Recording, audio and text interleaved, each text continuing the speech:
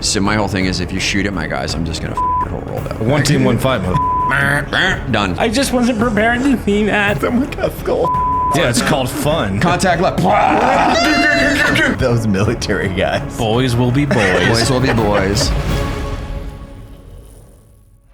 Hey everyone, it has been a while since I've sat and talked to y'all. It is Veterans Day month and we have something for this month. First, just as we did in April where we raised together $110,000, we are going to do the same for Veterans Month. The entire month of November, we are dedicating it to the amazing men and women that served this country. This is our way of saying thank you for sacrificing so much and answering a higher call, and also helping a lot of people along the ways. Second, yo, what's that shirt, Eli? The 2 shirts that we are donating 100% of proceeds for. My personal favorite, Undiagnosed. And I'm Dead Inside. Nick killed this one, my boy. 100% of proceeds from these shirts are going to 3 veteran nonprofits. We will pick those 3 nonprofits throughout the month. We are doing our research and due diligence to make sure they are causes that actually make change. This is how I feel we make a difference. It is helping people and giving people a voice that they might struggle with the idea of therapy or asking for help, because it's not easy. War can change you, and it adds this new layer that you approach life differently. It's hard to put into words. You really do appreciate life, but the hypervigilance, the depression, they do take a toll. War can be hard on a lot of people. I've lost a lot of friends in war, and then I lost more friends outside of war. We want to make a change so it's easier and more normal to ask for help. And I think this is how we start.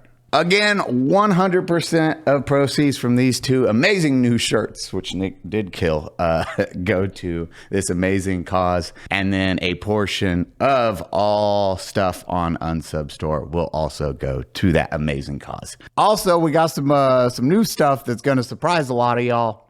And this entire month, we are focusing on veteran stories. As the one you're about to hear with Griff and his amazing story, these are the individuals where your jaw will drop with what they've experienced and what they went through and how strong they are and persevering once they got outside of the military. We have Medal of Honor recipient Clint Romachet coming on. We have Cappy from Task and Purpose, habitual line crosser. So many people for this entire month. It's dedicated to y'all and the amazing veterans out there that deserve a pat on the back and a little bit of help. One quick thing, I want to say thank you from the bottom of my heart and all our hearts for this amazing community that we are blessed to have. Y'all go above and beyond so much, and you push us to be better versions of ourselves each and every day. We try and push ourselves harder to never disappoint y'all. That is the standard, because we wouldn't be here without y'all, and we know that. We work for y'all at the end of the day, not the other way around. So each and every one of you, thank you from the bottom of all our hearts for how you push us, how you make us better men, and how your support never ceases to amaze us. Thank you, each and every one of you.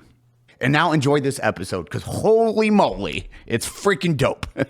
And because I've said community so many times, cheers. Love y'all. Oh, that's tequila. Dude, that is amazing. You guys look cute today. Fuck off. After we just released I know. the totally not a gay couple. Yeah. And then they subconsciously matched today. I wish I had a defense, Eli. I don't. You got nothing. No, I got nothing. All right. Well, we're fucking gay then, I guess. Dude, but strong and powerful. Powerfully gay. Yeah. It's like military gay right there. That green. God. Military grade gay. Green gay.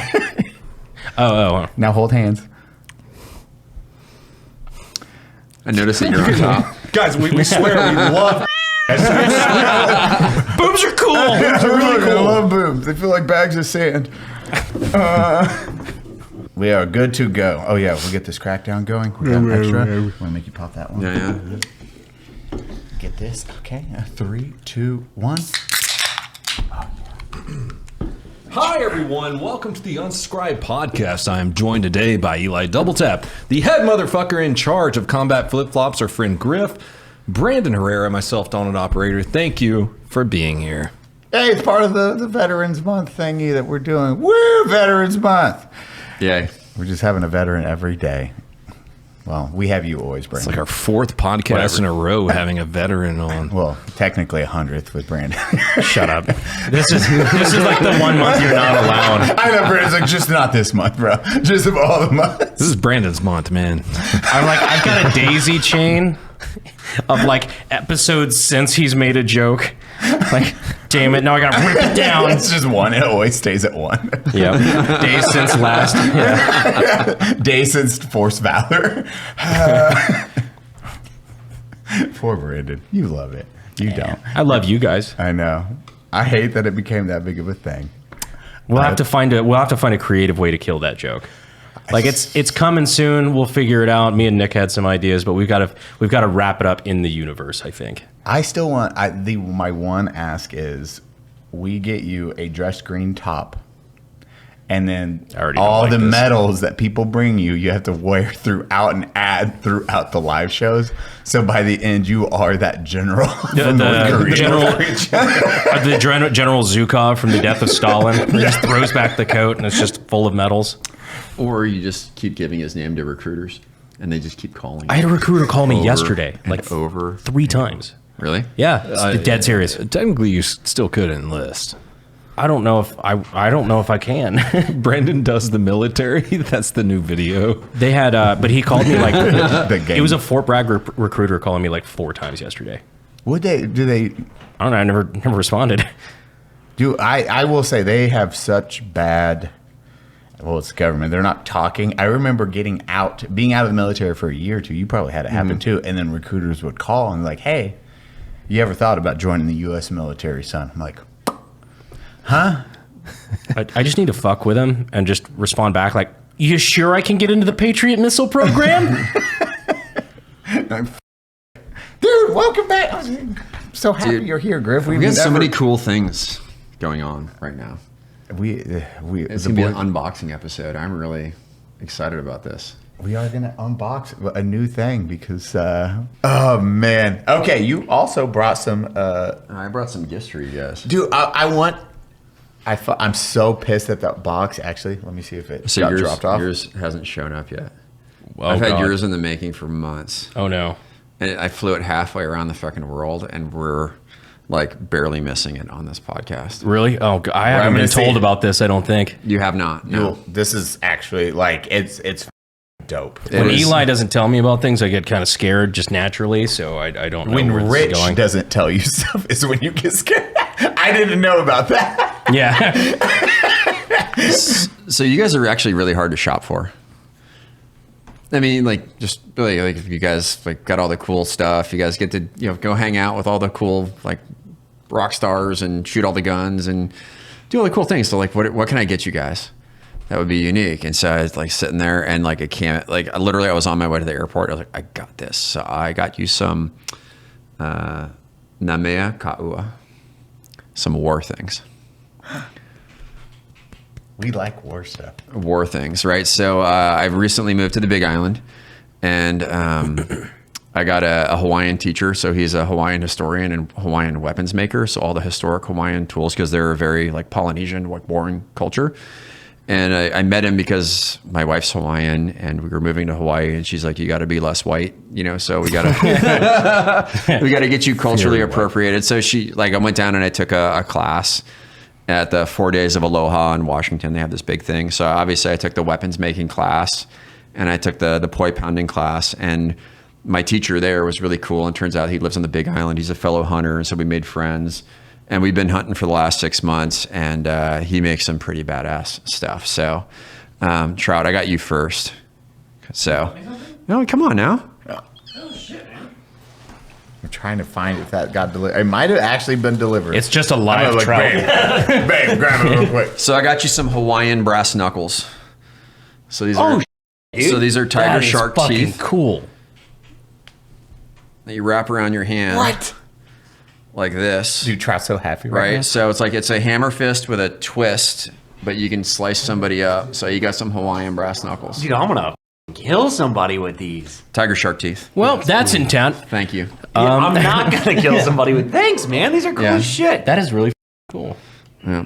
You made this? No, I didn't make it. okay. No, but we made it. Like, actually, I could say I made it because I held onto it as he was braiding it, because he had one that he was supposed to give it to his dad. I was going to buy. He's like, dude, this one's my dad's. I was like, how fast can we make one? So I literally held it as he was making it. You were involved in the making. I was involved in the making of it. So That's cool as shit, dude. Thanks, man. you're welcome, man. All right, so I feel bad, Cody, because I kind of came at you pretty hard about your ostrich boots last night. Do you want to explain that at all? About why ostrich boots are bad? That I didn't know? So to make ostrich leather, you have to pluck an ostrich and leave it bald, and then it has to heal until the scabs fall off of it. Then you kill it, and then you make the leather. So Yeah, I feel fucking terrible. So, Cody's over there at dinner last night with a single Indian tear running down his cheek. He kicked up both boots at the beginning of the night, and he slowly brought them down at the end of the night. So do you know what a hypocrite is? Slightly. Yeah, who isn't? Right. So Dude, Trout's wearing his brass knuckles, right? Well, his shark knuckles. You're gonna make Trout punch me right now for my ostrich boots? no. So I This is the most Trout thing ever, though. I love it so.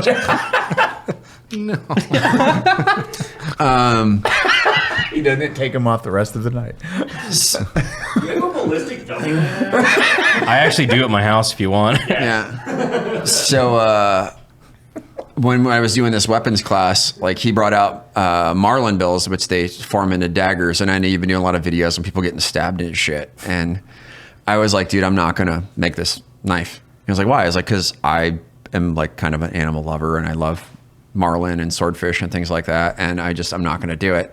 But since you've been making all the videos on stabby people, I got you a marlin bill shiv. That is cool. Dude, that's a fucking shit. Sharp as That is a marlin bill shiv, yeah. That's the best drop. I'm totally weapon not ever. going to Yeah, kill so- Trout with this later. So that is a Pahoa defend yourself. Ahu. That's the name of his Pahoa Ahu. And then Pahoa Ahu. yours is Pu'u Le'aniho. Just shake them.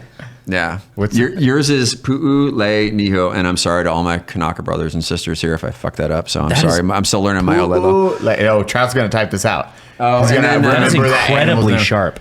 Yeah. Dude, that's a gangster shit. And then Show, I got you because I know you're the one who makes everything happen here. And a car bomb? No. So it's an Opihi shell necklace. So if you ever see that's like sharp. the videos of Hawaii and the black sand beaches and the waves crashing up on big vertical cliffs, this is a delicacy kind of crustacean that like hangs onto those cliffs. And for the guys to get them, they put on armor and like knee pads and everything else. They have to get out at the right time, and they descend down these cliffs to pick these out. But I got you Opihi necklace. Dude, it's a And nipple then cover. and then I got you a weapon as well, because everybody's got to have a good weapon. But this is a cattle hair pick, so you can throw a nice little hair pick in there. But if you need it, you can pull it out and shiv somebody with it. Good to know. I can't Yes. carry a gun. Yeah. Show the shiver. Showing a shiver. That's so nice. So, did Brandon's deliver or no? No, it has not delivered yet. I'm so. The suspense is killing me. It should. It's really fucking good. It's so good. It's I'm really good. concerned. I also get very uncomfortable with gift giving. Tell him the gift, and we'll reveal it if it gets here in time, or we'll insert it. Actually, that's what we'll do. Eli, We'll I believe insert- it's your turn. I think. Okay. No, I'll do yours first. We'll close him out. Uh oh. All right. Oh, So we still got a lot of podcasts. dude. I couldn't be more proud of you for running for Congress, man.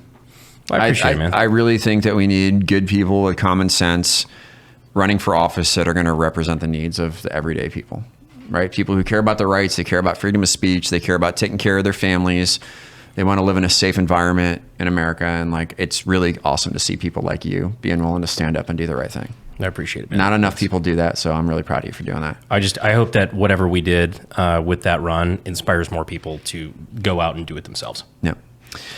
So I commissioned a handmade custom Afghan rug that said "Let's go Brandon" on it. One of one. One of one. So they literally That is like, actually so fucking funny. yeah. It's "Let's go Brandon." It's a Afghan handmade tapestry. It is the only one in existence. probably the only one ever to be made, but that was made in a home. They like sheared the freaking goats. They made the wool. They tied the knots in a home, and it says, "Let's go, Brandon." And I have you a 1-of-1 custom Afghan rug. So I know you don't know this, and I don't think my friends know this. I collect Afghan war rugs. Do you? No shit. Yeah, I did not know. Well, now you have like. I straight up, like, my closet upstairs is full of those motherfuckers. Yeah, we started bringing them in. Like, if you want a custom one, let me know. I'll make you whatever you want. That's fucking rad, man. Well, I appreciate that. Well, thank you, dude. Cool. Thank you so much. I'm really proud of you, dude. Well done. I appreciate that. We're gonna open that on camera and like insert it in this. It's like, yo, this is what This is what Griff got our boy. All right, That's fucking wild. He told me that. I was like, dude, he's going to love that. I did not know about collecting Afghan I straight up war do. rugs. I have some of the war rugs that they made as it was like a peace kind of thing, like a symbol of peace. But there was a bunch of Afghani war rugs that were made commemorating 9/11. And like, if you didn't know any better, you would think it's kind of like a rub it in kind of thing. But it's straight up. It's supposed to be like a peace rug with the dove and everything on it. But I've got a couple of those in the closet. I think I gave you one for your Hilux. Mm-hmm. If it was from Saudi Arabia, then it's rubbing it in. Yeah. Again, you're good. Well, a lot of people don't know the history behind the war rugs. So when the Soviets invaded, all of the kids went out of school, and the Soviets were brutal in Afghanistan. Yeah. There's still just beautiful mountain ranges. If they were in America, they would be a national park, and outside of those mountain ranges, there's just rows for miles, hundreds of miles, like white rocks that are painted. And that represents landmines. You just don't go past the white rocks. And so but before they painted those rocks, there were just kids that didn't know any better. And, on one deployment, we had some kid who picked up a dud Mark 19 and smacked it on a rock, and he's now missing his right arm. They drug him to the front gate, and we had to fucking get him to the medics and get him heloed out of there. And so unexploded ordnance is a big deal. Yeah. They didn't have paper. They didn't have pens. They couldn't go to school because of the invasion. But what they could do is they could weave rugs in their homes. And so the women knew that they had to educate their kids on what to stay away from. So they started doing in the patterns of the landmines, like stay away from these landmines, stay away from these grenades. Hey, if you see this type of helicopter, you need to stay away from it versus this one. This is an AK. So that's how the war rugs actually got started. It was an educational thing to keep kids from getting hurt. To tell us, and then it turned into the story of wars, right? Because that's the only thing they can do in their homes. They can shear wool, they can do it all in their house, they can tie it together, and that's one thing they can do in Afghanistan. So that's tell their story. That's really fucking cool. I didn't know that. Yeah. Wow. God, I love cultures and how they, like, even as you're saying, they don't have pen or paper, but this is how we get that message into the next generation of kids. Yep. Like, big no, don't go around this stuff. And then also it becomes this thing that Brandon collects, or like, it's wild. Yeah, but when you say, for example, we do a Brandon Herrera war rug collection, which we're going to do now. Oh, God. To me, it's just cool because it's like the history of warfare. Like, no matter what it is, it's very cool to me. Like, in my particular tism, I guess, is firearms. Because, like, to me, it's cool, like, from the 1700s all the way to modern day, every way it's ever been done. Like, that is just so fucking cool.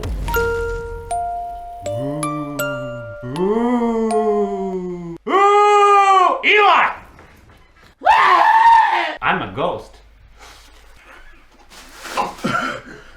What are you doing? I'm here to tell you about GHOSTBED. Is this an ad? It might be an ad. Why are you in my bedroom? I don't know, scoot over, let's talk about it.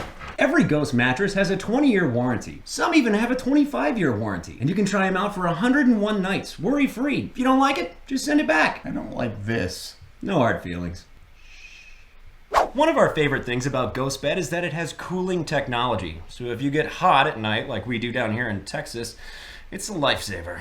I'm uncomfortable. But you're not hot, are you? I'm uncomfortable. But you're not hot, are you? GHOSTBED also offers bundles, so they have everything you need. Just choose one of their 4 mattresses and pick your bundle. Why are you doing this to me? 4 mattresses! 4? Right now, GHOSTBED is offering 50% off all their products. Just use code UNSUBSCRIBE at checkout or go to ghostbed.com/unsubscribe. Please buy some ghostbed.com/unsubscribe. I'll be under your bed if you need me.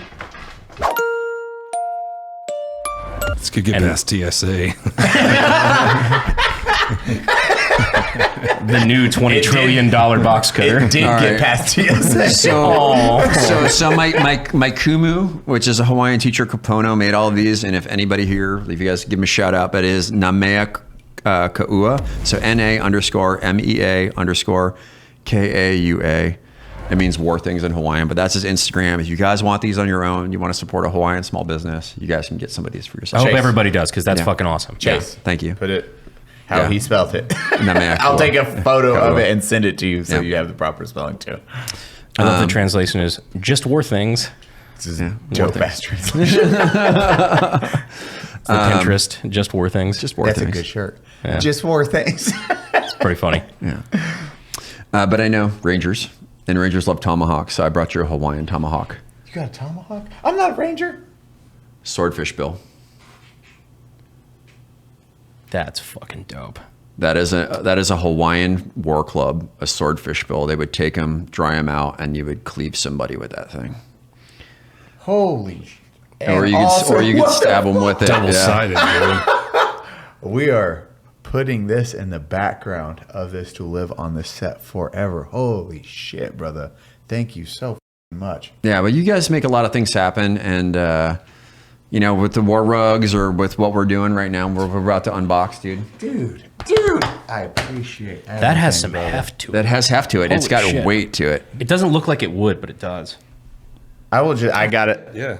If I can say one thing, it's like, thank you. First off, thank you for all these amazing gifts. And then also just for being such an amazing human. Like, you are the individuals that we look up to and want to partner with or create these friendships with, because you understand, like, it's camaraderie, friendship, and what brotherhood should be. And, like, when you're looking to even business partner, it's like you're one of the rare breeds. And that's what we could surround yourself, like, 1 in a million. That's what finding individuals like you in our lives is 1 in a million, and you hold on to those because you understand, like, you make the best of any situation. You're giving. You're an amazing human, and then you nothing but positivity that you bring around you and Andy. It's a rare fucking thing, and we are truly blessed to have you at this podcast table and then to call you a friend. Like, I mean that from the bottom of my heart, brother. Thank you, dude. Appreciate Dude, I it. appreciate you. And we man. appreciate you carving out time to sit here and talk to us and tell stories and bullshit, man. It's been a lot of fun. I've enjoyed it. I've really enjoyed coming down here and hanging out and learning from you guys too. So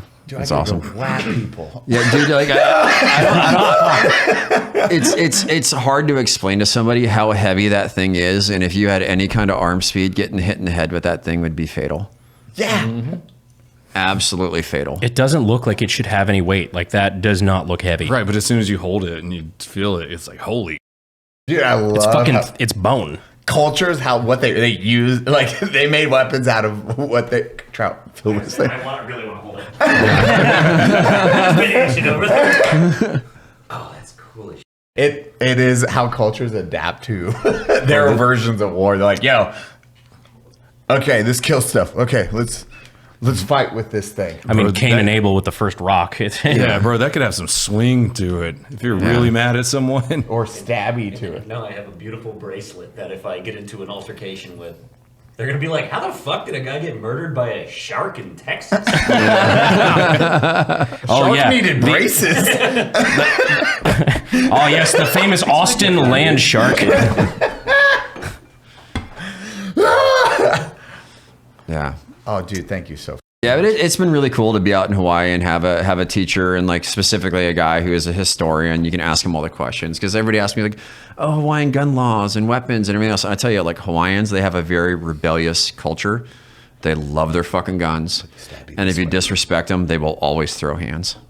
And like, so if you go to the islands, be very kind to everybody you meet. Do not mistake the aloha for weakness. That was something you said yesterday that kind of stuck with me. That's really cool. Yeah, I like that. Yeah, it's good. My new judgment hammer. Your judgment hammer. Yeah. Damn. That's like shadow box worthy. Oh, dude, that is so gangster. Thank you so fucking Yeah, if you ever have daughters, that's the one to club somebody with, because it's not like they're going to be identify the tool in CSI. Like, what clubbed him? Like, get killed by a swordfish? like, what is that? Just drop him off. He fell into the swordfish pool. Just drop him off in the ocean.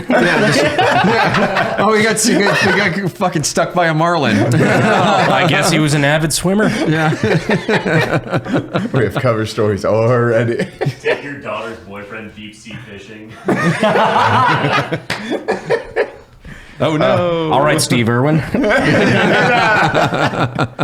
Dude. So we've had the honor actually talking months ago, like almost a year. No, months. We got a speed tracked kind of essentially for like, hey, we're gonna do this. Known you've probably been wearing it for a long fucking time. And that's combat flip flops. We'll go more into you starting that entire business venture, which is a wild story. But I remember you were the only guys that's like, hey, it's built for as a better combat flip flops. Bad for running, worse for fighting. Worse for fighting. There it is. Bad for running, worse for fighting. I would wear them no matter what, and I can run a mile in your guys' flip flops every day. I have like I've been wearing you guys stuff for maybe fucking 5 years. I'm so tired of people hitting us up with our AKs, like, oh, you should have Brandon Herrera wear your stuff. I'm like, yeah, I know it. I feel like Leonardo DiCaprio in your videos, and like he's wearing it. It's like, there it is. Like, I've been wearing that like before I knew. I just saw like your mission statement was really cool. I didn't know anybody in our crew knew you guys. I just thought like, oh, that's just really neat, and like you make a great product. So I bought my first one, ran it through until my dog several years ago chewed it up. I remember that. And I was very upset because it was my favorite pair of flip-flops ever. But she was too cute. I couldn't be mad at her. But I just, I've been wearing your stuff. I've probably bought 3 or 4 pairs. Yeah, I know. I see it. I kind of stalk you on the backside of it. Yeah. But you don't want to be that guy who's like, hey, Brandon. Because like, it's so weird because you guys are, famous, right? And it's... Z-list celebrities. Yeah. Yeah, right, but it's... At Walmart, we might get recognized one time. I'll go like X minus, But you just never want to be like, hey, you want to collab and do this and do that. And I'm just thankful you guys wear it. I know people will see it. And I'm like, all right, that's cool. You guys have a great company. It's a great product. Well, thank you. Yeah, dude. I think I had a couple pair of AKs, and I think I was like, Brandon, you ever seen these? I think you were the reason why I found out. Yeah. And then we started, then other people were like, yo, these are fucking dope. I had I don't know if you guys... I think it was your birthday back in the day. Yep. The first trip to Texas. Yeah. Yeah. I was like, yo, you should check out these flip-flops. They're really dope. And I also had a pair of the red... What was the red? The tuk-tuks. Dude, I had tuk-tuks. So I make those every now and then. Those are fun. Yes. And people are like, what the fuck are those ones? I was like, yo, these are dope as shit. Look how vibrant they are. Yeah. But then you guys released the black ones. So I would introduce it to the friends, and I would always wear it. I'd beat the shit out of them. Brandon would beat the shit out of them. So we knew you had this amazing product. And I was like, oh. And then finally this year we actually talked. Brandon and I have talked about doing chonkless for a long ass time. We're the 2 Mexicans. Yeah. Get into... we need some chonkless. We need some chonkless. You guys have some up close and personal experience with chonkless? Well, yeah. It's called Mexican It's pizza. growing up. It's called childhood, yeah.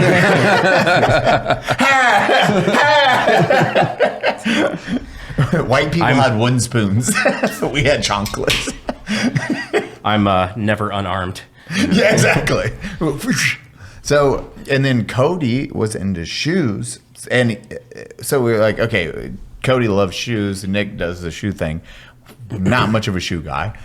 We're like, reach out to you. We started actually talking for the first time this year. We're like more in actual talks, and we hopped on a call. It was like, hey, you know what? Maybe we combine forces and do something together. And we hopped on a call, and it went extremely easy. That's when I knew I wanted to work with you. Is everything, the product's really good, but then you're just positive as fuck, which is a rare thing. And you were talking about Brandon and him running for election. Yep. That was during when you were running for election, because he was super positive about that whole Yeah, experience. I remember it was very, very strange to live that dual life, because it was part of, I had a lot of my life focused on, running for office and everything that came with that, which was most of the time like living life on the road, like throughout the district, especially since it was the biggest district in Texas. It's like I could leave my house in the morning for an event at the end of my district that wasn't, until 6:30 in the afternoon, and barely get there on time. You need a plane. a plane would have been very helpful during that. Yeah. But I mean, it was just like so much of our time was spent on that. But I remember like showing up to lunch meetings and taking time out of it and us talking about the shoe thing while we were, building the idea up. And then it was watching that, having that conversation, and then you and Andy streamlined that process for us. We all hopped on a call. We were like, hey, we want to do shoes, flip-flops, and then shoes, because Cody had a really good idea. It's like, oh man, this is what police officers Leo wants. This would help a lot of us with just an easy product that lasts, that you can beat the shit out of, plain, but looks cool if you just want to wear it on casual footwear. Yeah. And then we're adding on to those as we expand into that. It's like next, and God bless working with you guys and how fast we can implement something. It's like something's wrong or we need to change something. It's like, oh, this, and we get to experience this new thing, footwear, which we've never done, but making that as easy as possible. And I think that's one of the benefits of working with a company whose founders are still involved in the process. Because as soon as, in my experience anyway, and I'm sure you've got the same experience, like just in the business sense, as soon as you lose the founder, the original driving force behind something, everything just goes to shit. Yeah. Like you will never find somebody who believes in your product or your mission statement more than you do. And I can see that. Yeah. You guys still stand by it. And then it was like, hey, this, and then fucking months and months of like headache getting through everything, fighting through it. And then we finally were like, hey. The headache is chasing you to get shit done. Oh, I know. that is really it. That's the headache. Like this here, handed off. And then I know Andy busts his, because I'm like doing whatever it is, live show, whatever aspect, I'm like trying to jump to the next one. Pepperbox was a terrible idea to launch at the same time as everything else. So we're like, hey, we should do like 8 businesses at once. This sounds like a great plan. It's like just cram it all in, dude. Just get it all over with. Irons in the fire? I like irons in the fire. Let's throw 8 more irons in the fire. This sounds great. And then you're like fucking scrambling. What is it? Eckhart Tolle, The Power of Now, right? You can have too much of that if you're not conscious of it. You're like, oh yeah, power now. I'm just going to do this right now. And then you don't finish it right now. You start it right now, but then you committed to finish it. So you have 18 different things in the fire at once. And that's the power of now is the side product of Adderall. It's what it is. Because it is one of the few times I'm pretty good at like having a decent sized workload. And it's like meetings are okay, we can structure this out. And then finally you do hit that point where it's like, oh, fuck, you have plates on plates on plates.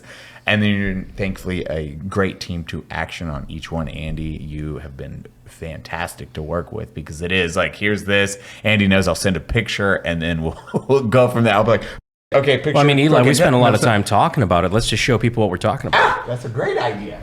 Are you ready? Babe, let's bring out Big Daddy. Love that idea. Who wants better sex? What'd you do with my wife? Don't worry about that. She's fine. The best way to get started is by going to adamandeve.com. Adam and Eve is offering 50% off just about every item, and that includes free shipping plus rush processing. Where is she? Didn't I already tell you that she's fine? Adam and Eve wants to make your life easy. Plus 100% free shipping and rush processing on your entire order. What? It doesn't matter how much you spend or what you buy, all of it will be sent discreetly, fast, and to you for free. Why do you keep doing this? Bring more pleasure and satisfaction into your bedroom. Just go to adamandeve.com and select any one item. It could be an adventurous new toy or anything you desire. Just enter offer code UNSUB at checkout. That's Unsub, UNSUB, at adamandeve.com. This discount is specific to this podcast, so be sure to use code UNSUB at checkout. 100% off free shipping and get it fast with rush processing. Code UNSUB. So I have yet to see these. Okay, so these are still a prototype box. They're on their almost final iteration. We're just getting all the baselines done. Dude, fucking, first off, most gangster. Like all this little work that has went into this. We put a lot of work in the box. Well, I mean, like it's Goddamn right we it do. matters, right? It does. Like it's the experience, the paper. It wrap. smells good. I know. I'm like trying to do it service without like, okay, camera. Give us the camera, Vanna. Boom. Come on now. Boom. Yes. The Vanna White. Yeah. Duh. I couldn't be more proud of the team, and just like the amount of people, because I've been to the factories. I know the people that are working on them. Is the volume of people that get employed, the number of families that get fed. Oh, I know. Because you were edging them the whole time. Like, let's show them the fucking shoe.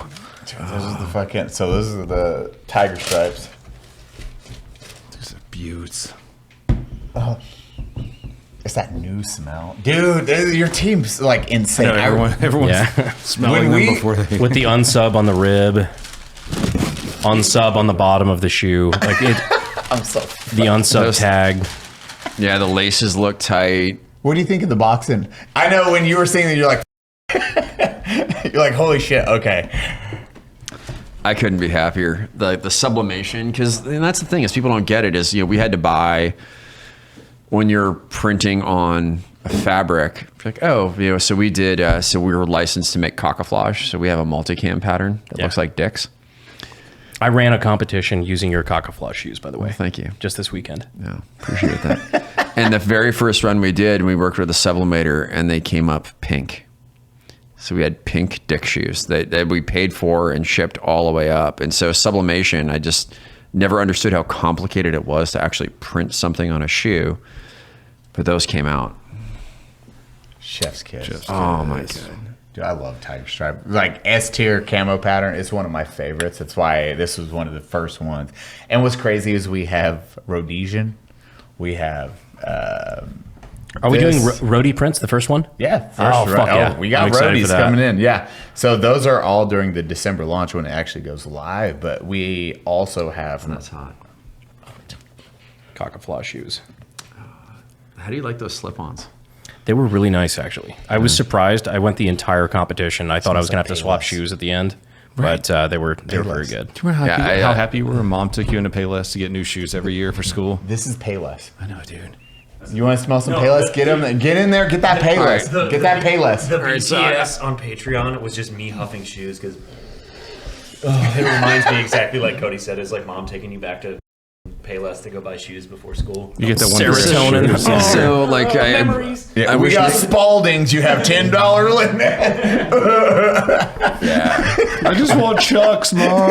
yeah. So You have Chucks at home. speaking of which, right? Oh, you guys just redesigned Chucks. Fuck you. Right. I wish Nick was here to throw the helmet on and throw the keyboard over the side, because if you knew how footwear are made, Chucks are just like glued on the outside, and guys who have worn them in our environment, they blow out the sides and they fall apart often. Like ours are different. We use actual real rubber on our outsoles, so they're super sticky. And that's the one thing I've noticed. Like when you wear these shoes, I mean, you got to be careful when you walk up to people because they're really quiet. And you're going to freak people out, and then you get really good grip on stuff. But our outsoles are actually stitched onto the uppers, so it prevents that blowout that you have. So they're just built better. And I hate to say it, but a shoe is a shoe is a shoe, and like it may look similar. This is way better, and it has zero communism. Zero communism. Zero Call Nick right now. Nick approved. communism. These are the ones that I want. I want these. Those are. I'm gonna get a set or two of those. That end of the The bottom. unsub camo. I think Dude. that's literally what it's called on the box. Unsub camo. Yep. Unsub camo. Yep. All right, got it. Understood. Have you heard it? If you Nope. heard that beat, you'd be like, All right, I I've probably definitely have heard that song. You want to see it? Oh, I love those so much, dude. Dude, this is my so cool. The contrast of it, I don't know if the colors are coming through just right, but like when you throw them on your foot, Dude, look behind you. It's literally those two, the two lights at the base, and then you look at that side, and the I mean, other look lights. at the sign. Yeah, literally, it's just unsub colors. We're like, let's make bright, vibrant fucking shoes with a dark. I did not realize this was that dark blue leather. Andy chose that. These shoes are the first shoes I've seen Eli actually wear in a long time. Like, unless it was a formal event. And then I try not to wear shoes. I wear my nicest pair of flip-flops. I really like the unsub down the back. That's the first time I've seen this detail. We changed that for this print. Yeah. Because I think the prototypes had them up here. We changed them down to the bottom so that they show. That's your blacks. Oh, my blacks. So show the box. So these are still prototype. Brandon's like. So How did you say that in Spanish? Something beans. That's blowing my mind. I can't remember the word for shoes. It's super simple. Zapato. Zapatos negras. Yeah. Boom. The black shoes. But that's like, if you look at the camera, like that reflection, and then open the other side. Show the inside so they understand. Zapatos negros? Yeah, there you go. All right. Oh, yeah, that is a limited run box. That's like a defect collection card because the unsub is upside down. Those are literally those are one time as we learned how to print those, or they did. So they're magnet closed and you're going to have felt on the interior. So we're doing this limited run box. You guys will know if you get those. There's 100 going out. They'll have an autograph, a challenge coin, all this stuff with these 100 autograph photo, challenge coin, maybe a couple other things, just as a way to thank you. And it's going out to 100 of y'all, just randomly. You might get one of those boxes, and then one of you are getting a gold ticket to win a trip to hang out with all of us. We're flying you out. You're going to do dinner, hang out with the guys, probably brunch the next day, and just a good experience. We'll be putting you in a hotel, paying for your flight. Just want you guys to have a great experience or have an opportunity to come hang out with our because we're part of such a great what now, Eli? Community. I personally love these because they're great jump out boy shoes. Oh yeah. So, if you're a cop and you're wearing them with the bottom of your pants over them, they still look like nice shoes because you can still polish the ends of them. But in the meantime, they're very comfy and you can still chase people down. So I think we specifically designed these for that purpose. Yeah. It's a good police shoe. It's a good police shoe, and your command doesn't have to know that, when your pants are over it, that it's it's one of our shoes. And we kept minimal. You could chase down bad people while leaving the unsub print in the sand. And we took and just for reference, when Cody built that, it was really cool to see he wanted to do for all of you. So we took off all badging, like most companies, and they allow us, like you have combat flip-flops, you have Andy, you have Griff helping with this process. And then Cody's idea, it's like, hey, let's actually let it where they can wear it during work and not get in trouble. So we removed all marking. Show like all the tags. We have tags like this. That's not on those. There's nothing on these. Yeah. And that's what we want to see, because I have two brothers that are cops. I have great relationships with a lot of cops in my hometown and everything else. And you see them, they're just wearing a hefty boot. It's just unnecessary. It's not breathable. It's not good for their feet. And we just wanted something that they could wear, be comfortable, lightweight, and just affordable, candidly. That actually works for them and lasts. Yeah, you guys they're smooth on the inside. You're not going to get a bunch of blisters or anything. Thick sole, these are wide awesome. toe box. Yep, awesome. Super wide toe box. And they don't. Dude, come on, awesome for police work. They're just light as hell. You can beat the shit out of them. And then what Brandon, even my favorite thing, the chanclas, it's not having to break them in. Yeah. Is it one of the rare times you don't have to break in a chancla? I got mine last night, and I have been wearing it since, and it immediately broke in. I didn't have to do the typical wear it out for a week, and it then it feels like it belongs to you. This felt great from the first minute I put them on. And it looks also, we put so many details on the flip flops. Tell them. So the AK-47 has the 7.62 by 39 casing on it, which is one of the reasons I always fucking loved it. That and the AK leather on it. But these, I wanted to keep the shell casing, but I wanted to put an unsub twist on it. So we actually built a proprietary caliber for these shoes. What was the caliber we decided to go with? 6.9 by 420 millimeter. Which is included on every single shoe. Did you know that? Nope. Did you not? I'm so happy right now. I just seen the disappointment. No, I'm not disappointed. I know, but you're like, I'm like, oh yes, 6'9" by 420. I'm just mad that I didn't think of it first. Fuckers. That's awesome. That makes me so happy. clean. Yeah, And we changed the emblem. We talked about even like stuff like that, where it was like shrink it by 2 centimeters. All those little things. It was so easy to work with, and working with good graphic designers or business partners, so you guys understand the back end and what people already expect, and then being able to just bounce ideas was so fucking nice. Like so nice to deal with in the business world. So not used to that. And we try to be the easiest company to work with. That's it. When somebody when I always think about being an entrepreneur or a business owner, when somebody calls you and you see the number on your caller ID, if your first reaction is to pick it up, or do you like, oh, do I have to answer this call? Right? Yeah. And then that's the difference. As a small business owner, you want to be the guy that when they see your caller ID, they're like, this guy is going to solve a fucking problem for me. They're going to make life easier on me. And that's what we always aim for. So I'm glad that these things they turned out spectacular, way beyond anything. Like our whole team down in Bogota that put these all together, they've really been stretching their legs to make this all happen, and these look phenomenal. Dude, you guys killed it. We're so thankful. And you guys, I promise you, with all these, when you start putting them on and everything, it is we wear them. Like my ass is wearing. I've been just wearing the ones for the last few months. I actually wear the shoes to the range now because they're actually comfortable. Oh, yeah, you and Brandon have been wearing these motherfuckers for years now.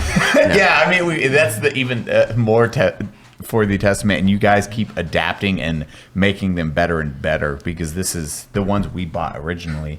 And my favorite part is you guys have a very good return policy. Which that is a testament to how well you stand by your own product, because you guys, like, people beat them up. It's an amazing return policy, because you could just return any shoe at any time and they'll keep it.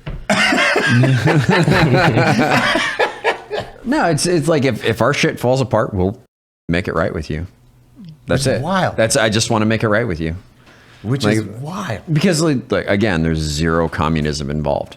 You go to any other fucking manufacturer, all their shit's made in communist countries, and we're like, no, we're veteran-owned company working with rag companies. We're putting people to work. We're putting girls in school. We're clearing landmines. We're helping veterans. Like anytime you buy our product, good shit happens. Which is another reason it was the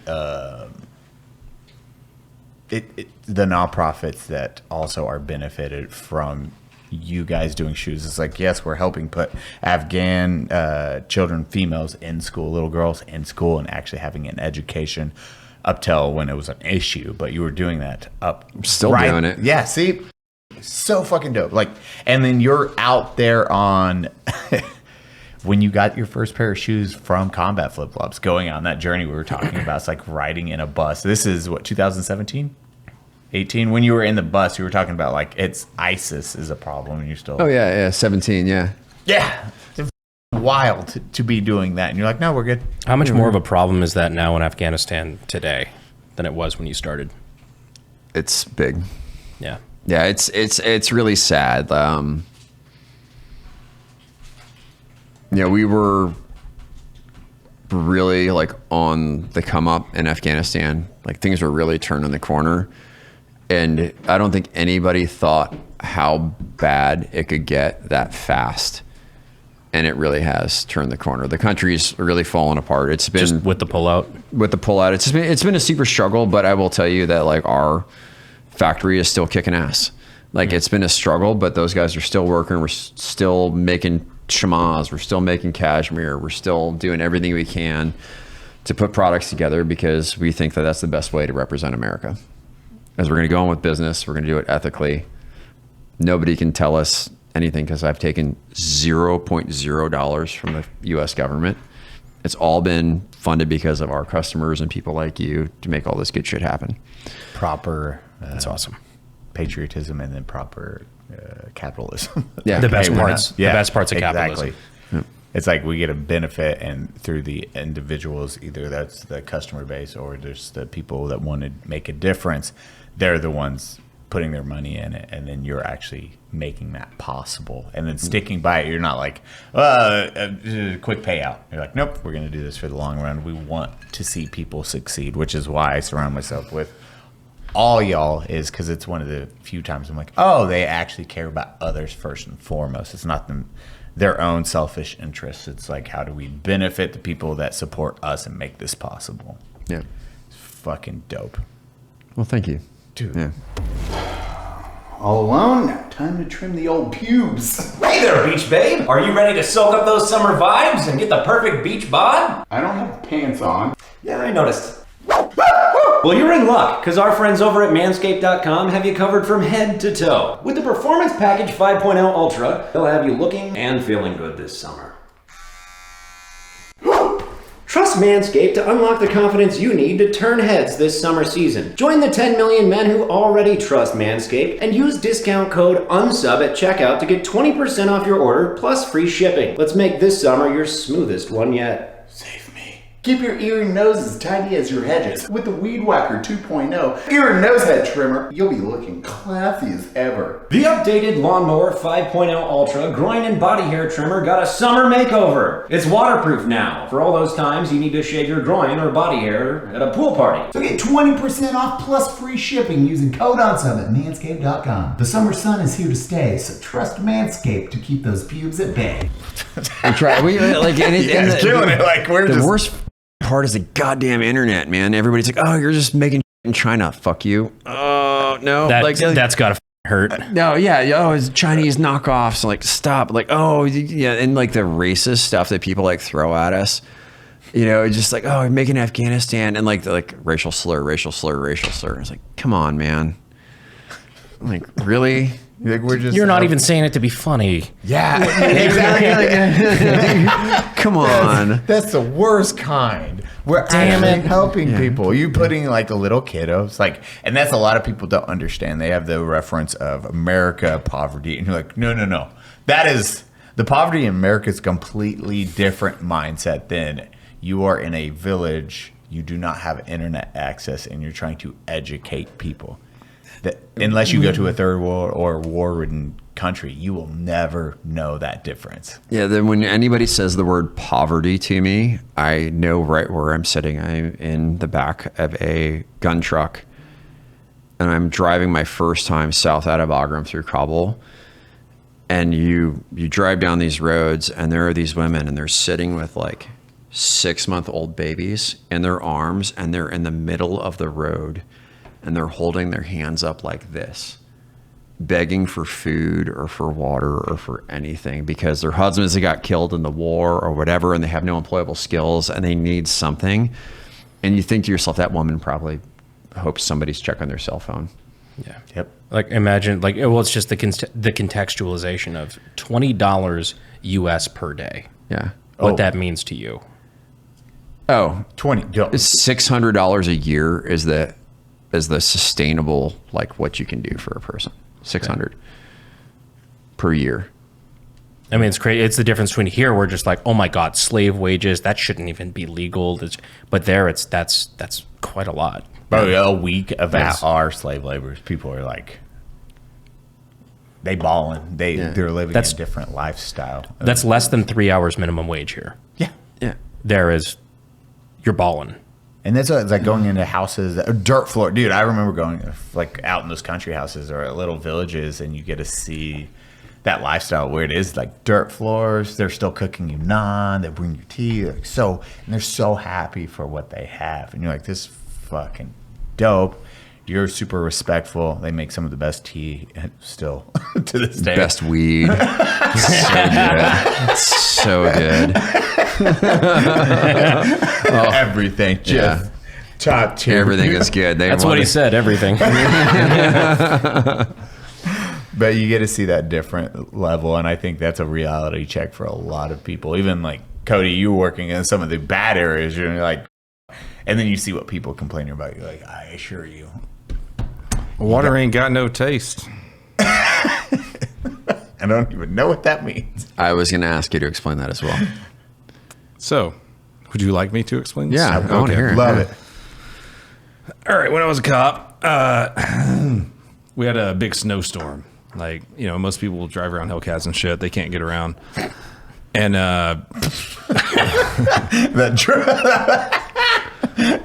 That's not where I thought this was going. Please continue. so we had 4-wheel drive police vehicles that could get around. We were the only people that could drive through the city. Everything was, you know, it was a big snowstorm and everything. And so we were picking up people in communities and taking them to the only place that was open. Thank God we had the QT. The QT was open. It's the only place open. So we would take people there. It's like, hey, well, I ain't got money. And I'm like, okay, well, we'll buy you some water. We'll buy you some cold cuts. Like, you can make some sandwiches for your family and stuff. The snowstorm will be over like tomorrow, day after. Water ain't got no taste. Like, no, we're going to buy you water. Well, water ain't got no taste. It's like, we're trying to help people survive. And that was the response that we got. They didn't. Oh, it was just because they didn't have a taste. They're offended. You're only going to buy us water. Yeah. Like, water doesn't have any taste. Yeah, that is, dude. When we would go, that's fucking wild. They're like, The entitlement of that is absurd. A stranger is going out of his way to help you. He doesn't have to. You know, we were, you know, the police department I worked for is like, if you're a lower end guy, you just started, you're making like $16 an hour, hopefully. It's like, we were using, a lot of the times we were using our personal money to help people. And yeah, it's just like, I want Coke. Water ain't got no taste. Like, you can't do Coke. Yeah. I'm trying to keep your family alive right now. Yeah, so It's like, yeah, sorry, we can cut that entire segment. because it's like like- based off of kind of where a lot, even the idea of you guys would roll into town with a bunch of money and they would give all their food away because they're like, oh, someone will run to town. And then if something happens where that person can't run to town and get supplies, they're like, oh, we fucked up. We were warning the people for a month ahead of time. It's like, yo, there's going to be a very big drought. Please stop washing your cars. Do not wash your cars. Stop washing your goddamn cars. Still washing the cars. It's like, hey, you got like a week and there's going to be a massive drought. Like, there's going to be no water in this area. It's the Diallo River province. Up to that day. Then the drought happens. And then it's like, hey, we don't have water. We're like, God. Damn it, guys. A month, what did we tell all of you not to do? And then you continue to do this. We started bringing water out and trying to offset the problem. But it's those different mindsets depending on where you're raised, what your culture is, what your day-to-day lifestyle. And that's something where it's like water, your idea of worth or a product that keeps you alive is based off of taste and flavor. Water doesn't got no taste. It's like, it doesn't keep me alive. Yeah, like you was saying, you spend a couple $100 a year, you can keep a person alive, you can keep a family alive. Yeah. It's like, you know, just sometimes you deal with people, they're like, yeah, well, water ain't got no taste. I don't want water. It's like, God damn, you have no idea how good you have it. We have things so good. Yeah, man. it's so we hit this one area. It was again on that winter strike deployment, and we're all freezing. And our CMO Lee, you've met him. So he was on an outpost, and he got dysentery like after he hit the ground, right? So he's like shitting himself like in his pants as we're clearing an objective, and platoon sergeant's like, hey man, just go rest. We're gonna like go overnight. And he's like, oh, there's this like shelter, like the overhang. And so he goes and he lays down, and he doesn't realize that's the Afghan toilet. Because it's like the overhang where all the guys can. So now he goes and lays down and just passes out, and he wakes up and he's like covered in shit. Human fecal matter. And so he's like, now we're freezing in a morning, and he's sick, and he's like shitting himself, and he's covered in crap. He's so mad. And he's like pulling security and doing his thing. And this little like 8-year-old girl walks out with this tray with chai and some jelly-filled crackers and gives it to him. And that was the best. He's to this day, he's like, that's the best gift anybody's ever given me. It's like clean water and warmth and like a shelter. And that's all that we need as human beings. And he was just so thankful for that. And it's really disappointing to me to hear that like that's the way that cops get treated, or when you're trying to help somebody. Like Water Ain't Got No Taste is like, man, We're trying. we're trying. I think everything's about intent. Yeah. It's like, you're going through a tough time. I'm trying to help you. And to be spit in your face like that, it's like, that's supremely disappointing. Yeah. Yeah, that's we are blessed a lot. The majority of the time, I wish a lot of people could experience a lot of a deployment. As you're saying, it's like it's earning that lifestyle or earning. Who are you talking about? It's earned. We were just talking Adversity builds character. Yeah. Oh no, it was actually your the book, sci-fi movie. God dang it, we just talked about Heinlein, Starship Troopers. Starship Troopers. It's earned. Yep. So Service that- equals citizenship. Yes, and so everything is earned at that point, and that's your reference point because you did the service. Now you have citizenship, and you're going to appreciate a lot more because you went through that and you've seen what other people go through. Cody has a different mindset. You know what this bitch, the one that said that to me? Cody's like, I got it. You know what grinds my gear? Let's do it. Let's do I like it. this. Grinds my gear. How nice people are treated here in the United States. This dude, the one that said that, Water Ain't Got No Taste. We raided her nephew's apartment probably a week earlier. Section 8 apartment is paid for. Food stamps everywhere, so like food was paid for. There was like fucking 60 grand in cash sitting on the couch from when they had been selling crack for the past month, and like and you're like, Water Ain't Got No Taste. We want more, Mr. Cop Man.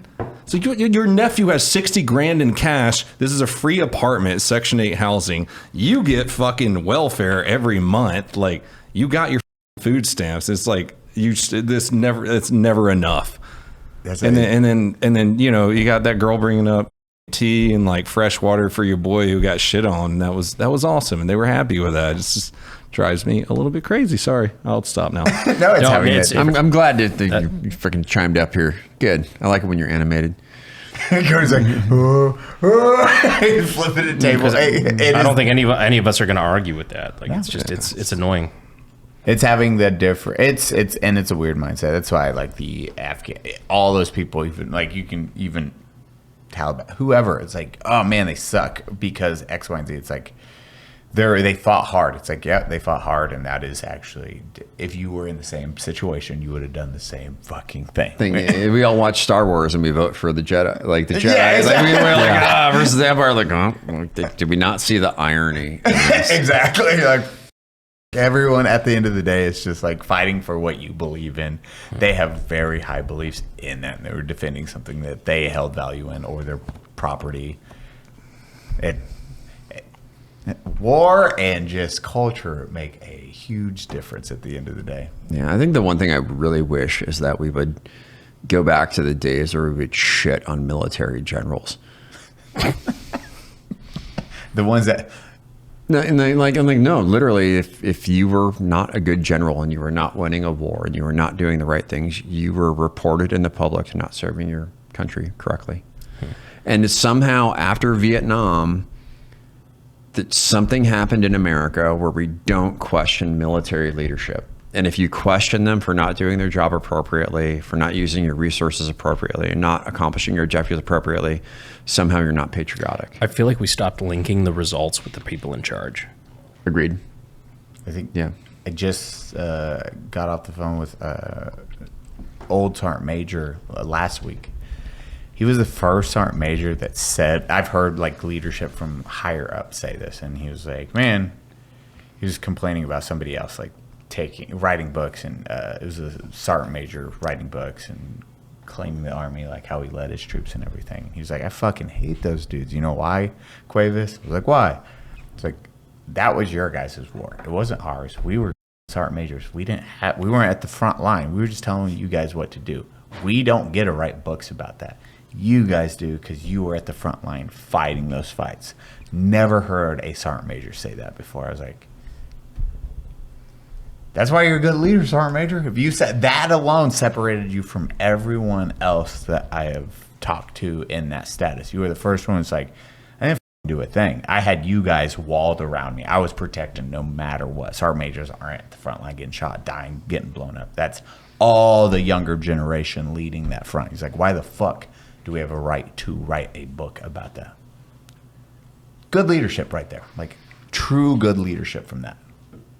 Yeah. But I really wish we would go back to criticizing our military the way that we used to during World War II, Korean War, and Vietnam. Like, we spend so much money as a country on our military to not have it go right. Anyone else, CEOs would have been held accountable for that shit. Yeah. If it was a normal job, they would have been fired. Like, you would have fired many people. What is the Pentagon audit? They Yeah. lost the Pentagon audit. They lost $6 trillion. It's unaccounted for with a T since 2001. Our sponsor for this video is PDS Dep because everything is really expensive right now. I spent $400 at the grocery store. I don't even know what I got. Milk. He got milk. One milk. You may be in debt right now because the economy is in shambles. You know what also comes with debt? Stress, anxiety, existential doom.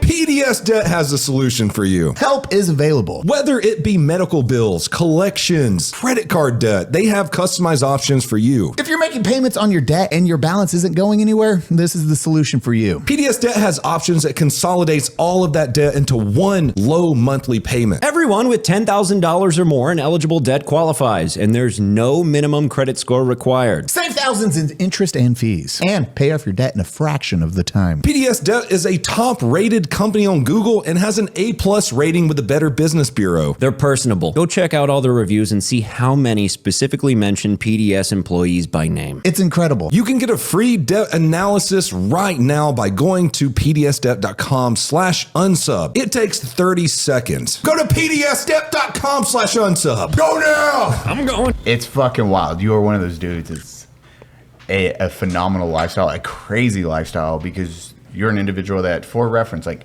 going into combat, you've done the combat thing. You got out of war from Afghanistan, and then you went back for your company to just go find shoes at the time. A little bit more complicated than that, which we'll get into it. But yeah, like I like living adventurously. I like traveling to far off and distant places and meeting new people. Shooting them. Yeah, like and shooting them. Like, it gets old, you know. You know, or you can just like go to dinner and have a beer with them. What are the other ways? Yeah, so that's the right thing to do. that is the right thing to do. Dinner and then shoot him. No. Remind me never to go to dinner with you guys. No, it's awesome hearing your entire experience, and then starting it off.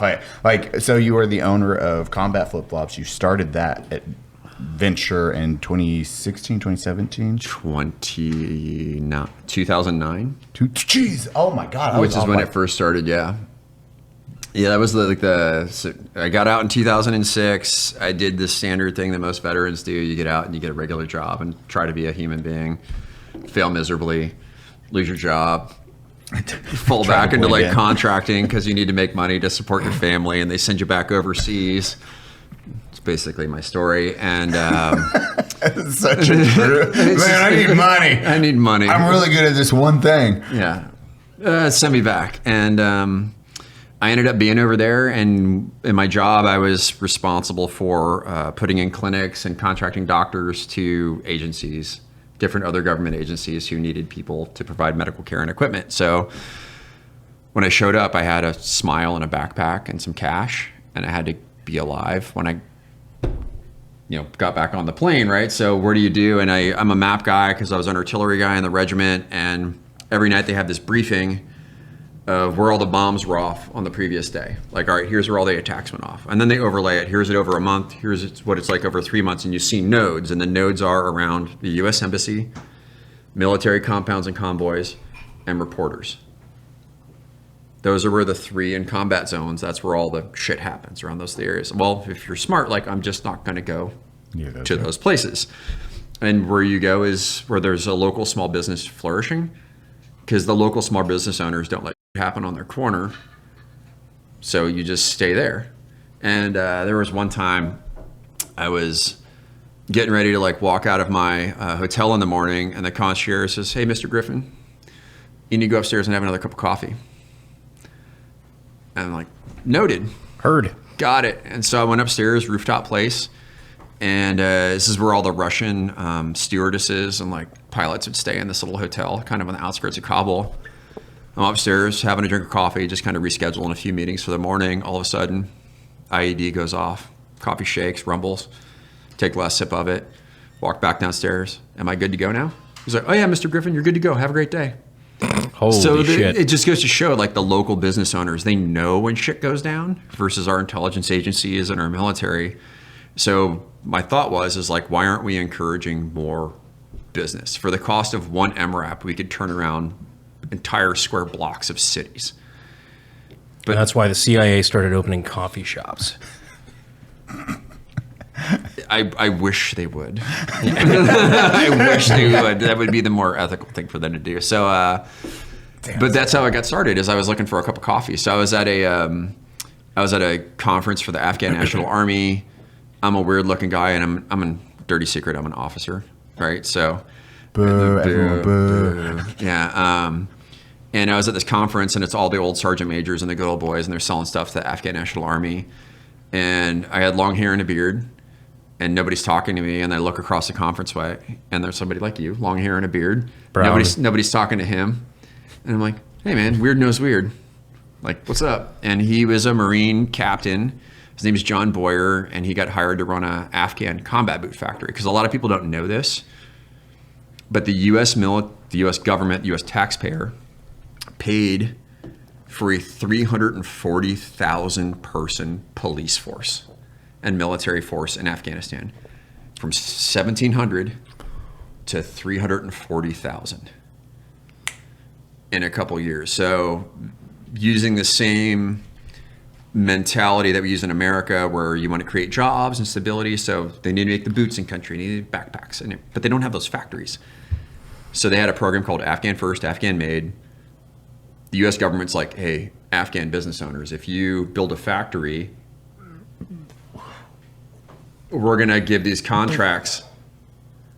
Just heavy instant, like, That's fucking hilarious that the American government is putting forward Afghanistan first policies because they know they work in countries.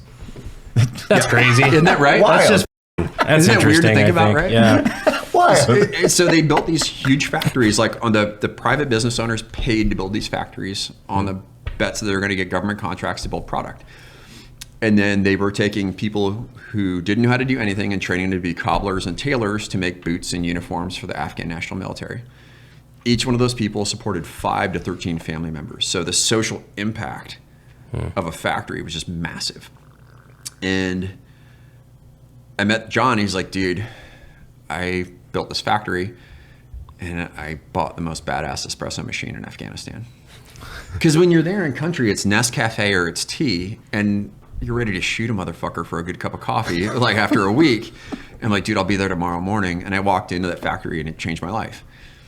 Yeah, I saw all of these people working, and they were like, they took me on the tour, and the guys learning to like feed a sewing machine to sewing a straight line. And by the time you get to the end of it, there's hundreds of guys in a room knocking out badass combat boots that could withstand the rigors of Afghanistan, which our boot manufacturers couldn't do for years.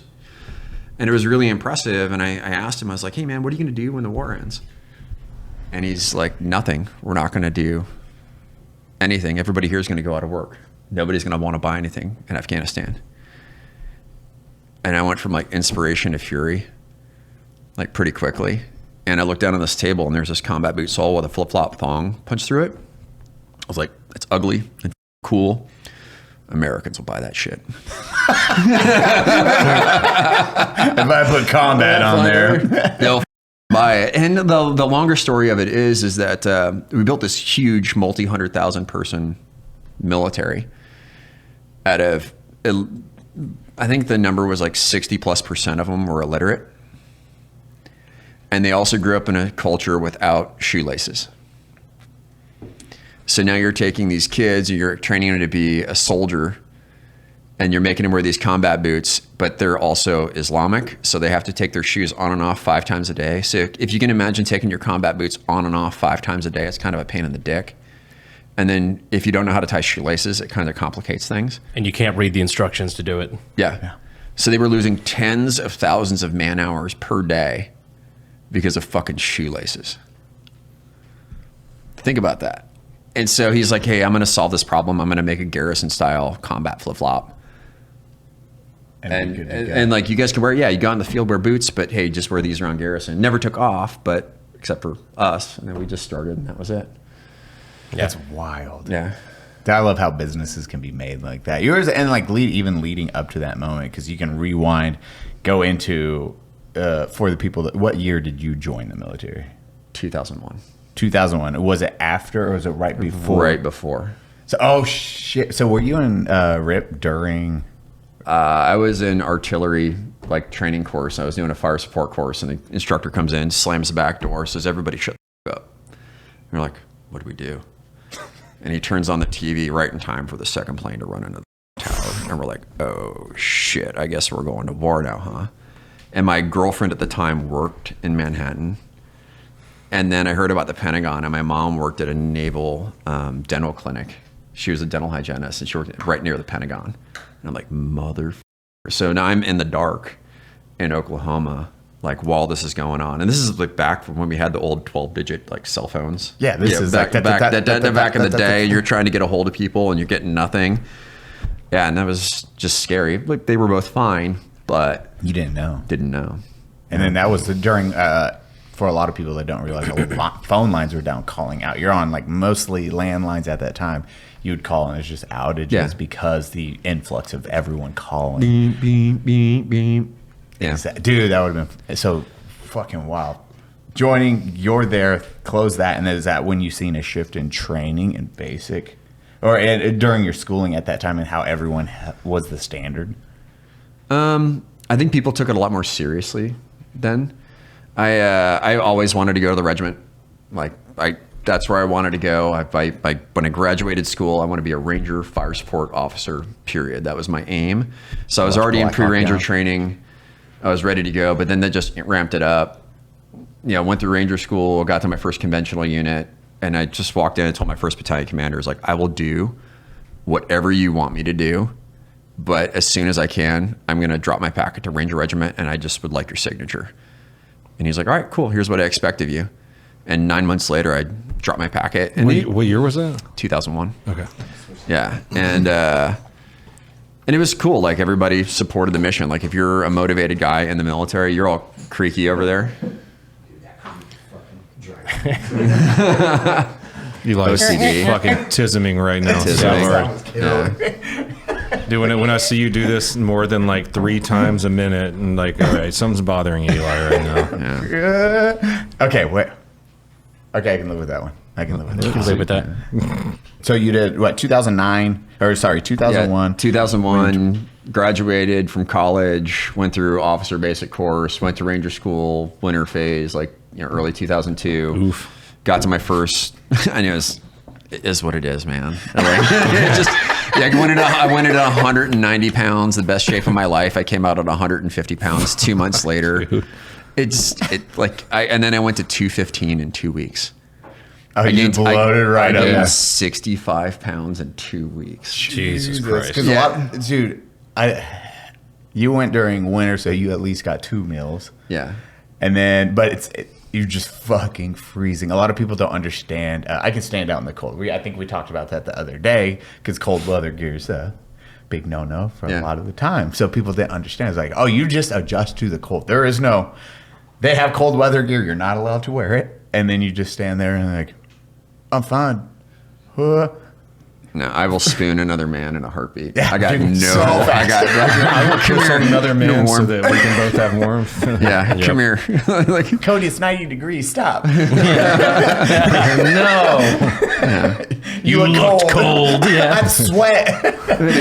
But it's funny because you're an artillery guy and people kind of expect you to not be in shape and to be kind of like round because you're artillery, right? You're not infantry. And I showed up my first unit and I was 20 pounds heavier than I am now.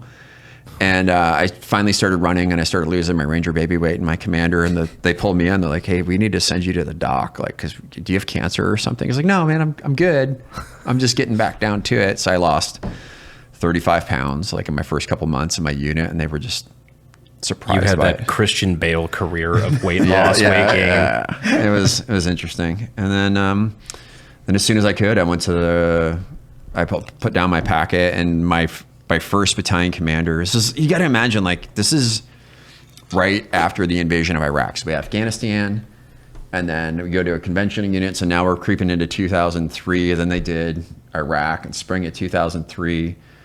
And just things are just going off in the Army. Now it's like everybody is going to war. Yeah. It's not just like Green Berets and the Rangers are going to go do a deployment for a year or a little bit. It's like everybody is going. And my first battalion commander, he came out of the regiment. He was a really good dude, and we had a change of command. And you know, when the new colonel comes in, they want to go out and smoke all the lieutenants and to prove their... So the new colonel comes in, and we're going to have like officer PT in the morning, and then he trains up, and they go run you 5 miles at some like break dick pace, and then they give you some motivational hoorah speech, and his hoorah speech is like, "We're going to combat this summer. If any of you guys are thinking to go into the regiment, none of you are going to go. Don't even think about doing this. You're staying here." And I was kind of shocked. That was his first comment to me. Well, our change of command ceremony was that afternoon. And Colonel Rob Chapa, the guy's the man. If you're watching this, Rob, you're fucking awesome. So we're literally, you go through the change of command ceremony, and I'm shaking his hand. I'm like, grabbed his hand. I was like, "Hey, sir," he said, like, "we're not going to the regiment. I'm like, what's going on?" He's like, "Meet me in my office in 15 minutes. He left his change of command ceremony, drove across base, backdated my orders, sent me to the regiment. No shit. That's a baller ass leader right there. Cool. That is a good leader. That was the way the Army used to be. That's dope to actually do. It's like, hey, I'm going to put this thing because I made a promise to one of my guys. I'm going to make this happen. Because you would have, for reference, you would have been fucked. You would have just been like 3 more years just locked in. Yeah. It's not to make a pop culture reference this early, but it kind of reminds me of the beginning of Starship Troopers, where he's trying to quit, and then the attack happens on Buenos Aires, and he's just like, "Is this your signature?" Yeah, tears it up. That whole. I love that movie. It's a great fucking movie. I love that book. Yeah, book goes I always hard. wanted to get around to reading the book because I know it's radically different because like the movie's basically satire. But I've never had the chance. Book goes hard. My favorite part about that book is service equals citizenship. No shit. All right. I like that. No, we got to ask Griff, though. Which girl? Oh, yeah. That's a good question. In Starship Troopers. It was, Dizzy or Carmen? Carmen. Really? Really? Mm-hmm. You just like the prim and proper. Yeah. Don't judge. You're like, Dizzy's too much. Gonna be combative. She puts out on date 1 though. It's too much. It's too much. The fact that Carmen fucks other guys. You guys are used to it. So the fact that Carmen fucks other guys is not while you're away. The first time you go away, that's not a problem for you. It's a problem for me. I'm just saying that my first response would have been, like young guy. That's what I probably would have. Oh, I guarantee at bar. It's when you get older, you're like, okay, young, especially Dizzy. Where you're like, yeah, or not Dizzy, Carmen. She's gorgeous. She's gonna have my back. She just cheated on me. She's hot. It's fine. It's the red ticket or the red flag. Just how hot she is. Oh, you're a pilot? You make more money? Oh, okay. Yeah, but Dizzy, she liked Rico the entire time. Right up until... Well, something kind of uncool Spoiler. happened. Spoiler for a 30-year-old movie. Right. Oh, that's close to 30 years old now. I hate that. Yeah, I hate that too. This is when Oh, look, Brandon, fucking 28 years old over here. I saw something. Being older. I saw something this morning where it was like, it has now been as much time between current day and the early 2000s for music as the early 2000s to the 80s. Yep. So like you listening to Nickelback is the same as your dad listening to Def Leppard. You're almost listening to Michael Jackson. I listen to Def I put Leppard. on I have Lincoln, so much like, I listen to Def Leppard, man. fucking, I found this radio station on Spotify. It was like, bands that you listen to, and I put on Linkin Park, and it was a female singing, and I was like, this is Linkin Park? They switched. Yep. Well, they didn't really have a choice on switching. No, that's very true. It was, He Kind of something uncool happened there. Maybe we should have seen that 15-year cry for help. Yeah, I know. You're just reading everything. You're like, were there signs? Well, But he made good music. That's all that matters. He's keep he's singing, real sad good- man. Yeah. There were signs. We got a little sidetracked on that one. That's the point of the podcast. So you're like, okay, fucking boom. Actually had a good leader. Didn't get locked in with the suck for due to conventional, just conventional for 3 more years. You would have. I would have lost my mind. I would have lost it. Because you guys, like, I've seen, like, how even for you guys at Ranger Bat, it was always awesome to see. You get to see the different echelons. Being, like, 2ID or anything like that is down the road, but it's like, oh, man, you still had, like, to deal with some shit, but at least you got nice stuff. I remember, like, the 2004 or 5, you got the new barracks. We're like, holy those are dope. These World War II barracks, though, really good. They have lead and poison. Yeah. Dude, the asbestos? Yeah, this is great. Yeah. But and then you watching you guys run all the time or adhere to your stance is like, ugh. But you still, once you made it past that suck period, the first, I don't know, for officer side, I remember one of my buddies, he got in and we ran into each other at Best Buy, and I was like, dude, Campbell, how are you doing, man? He's like, they hate me. They hate me. Where at? This is the second bat. Oh, yeah. He was brand new private. He just got there. He's like, they fucking hate me. I think they want me dead. Because wasn't he there getting supplies for them? Yeah. They told him to go do the bitch work. Yeah. So he was just like, I was like, he's like, how's your unit? I was like, it's dope. We just got our first sergeant. It was an E4 that was standing up and acting as a first sergeant for my battalion. Dude, we had it was just brand new people just setting up a battalion. Yeah. And then finally we had like First Sergeant Jones, who was your second bat, right? Yep. So Jones came in. He was the first sergeant because he needed to get a first sergeant position and hold it. And then he went to CAG. But yeah, just remember all that. And then watching the flip side of how much you guys went through. I was like, fucking Christ, Godspeed. Well, it's just nuts too, because I landed there in July of 2003. So Second Bat had just gotten back from the invasion of Iraq. So we got privates walking in with scrolls and stereo, scrolls on both shoulder. Lee, my business partner, bird one, chalk one on the Baghdad International Airport. He was literally, my CMO was on the first helicopter on to BIOP. No shit. Yeah, like the invasion force. Like when you think about that, like we were invading, they're on the first helicopter, first humans landing in there and taking it over. This is them like landing in on the airport, like you're securing it, and then I think Italian 170 or I forget the one they jumped 173rd jumped into northern Iraq. Yeah, okay, northern Iraq. Iraq.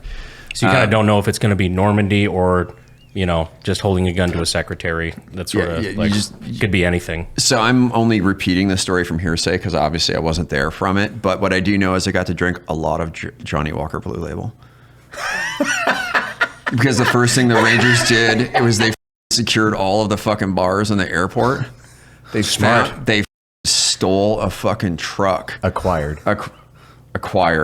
What's Nick's term? Strategically transfer equipment to an alternative location. Yeah, and they raided every bar and back because Saddam was actually good with Christians. You could drink, you could go to church, you could do all that other stuff. So they were stocked with all the high-end liquors, and Alpha Company's 2nd Ranger Battalion went into Baghdad International Airport after they had cleared it, and they stole all the smokes, all the booze, and we kept it, and we fucking drove it around in a truck with us for months. He protected that truck at all costs. And they brought it all the way back to our company. We had a bar, and it was stocked.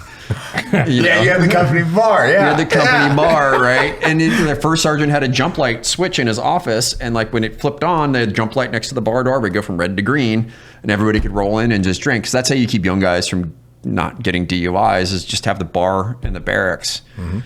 Instead of having guys roll out into town and spend all their money, and that was just it. But we drank a lot of like Blue Label for a better part of a year. Dude, those stories must have been wild, seeing that side where it's like they're the ones, and they're like, where'd you get all this amazing stuff? We'll talk about that later offline, and they just bring it back because they didn't have as many rules. This is like war, so they're just cycling chalks out. Yeah, so like And all they're doing is they're just pushing those little green square containers that roll onto the back of C-17, just plane lands, a couple guys get off, their boxes roll out, ours just get pushed back on, guys get back in the bird, and we fly home. You're home 72 hours later. And like, it gets pushed off, they pick up the trucks from the battalion, they drive it back, and like, all right, cool, we got it all the way back. Sweet. Good. Holy shit. Yeah. Wild time. Yeah. It's funny, Saddam was cool with all that stuff, but not the gold standard, so we killed him immediately. Yeah. They have I forget one. Maybe Evan. I forget who, but they had the photos of them with the dump trucks of gold bars, like that they would find. Oh, yeah. And they would just have like pictures of them, like.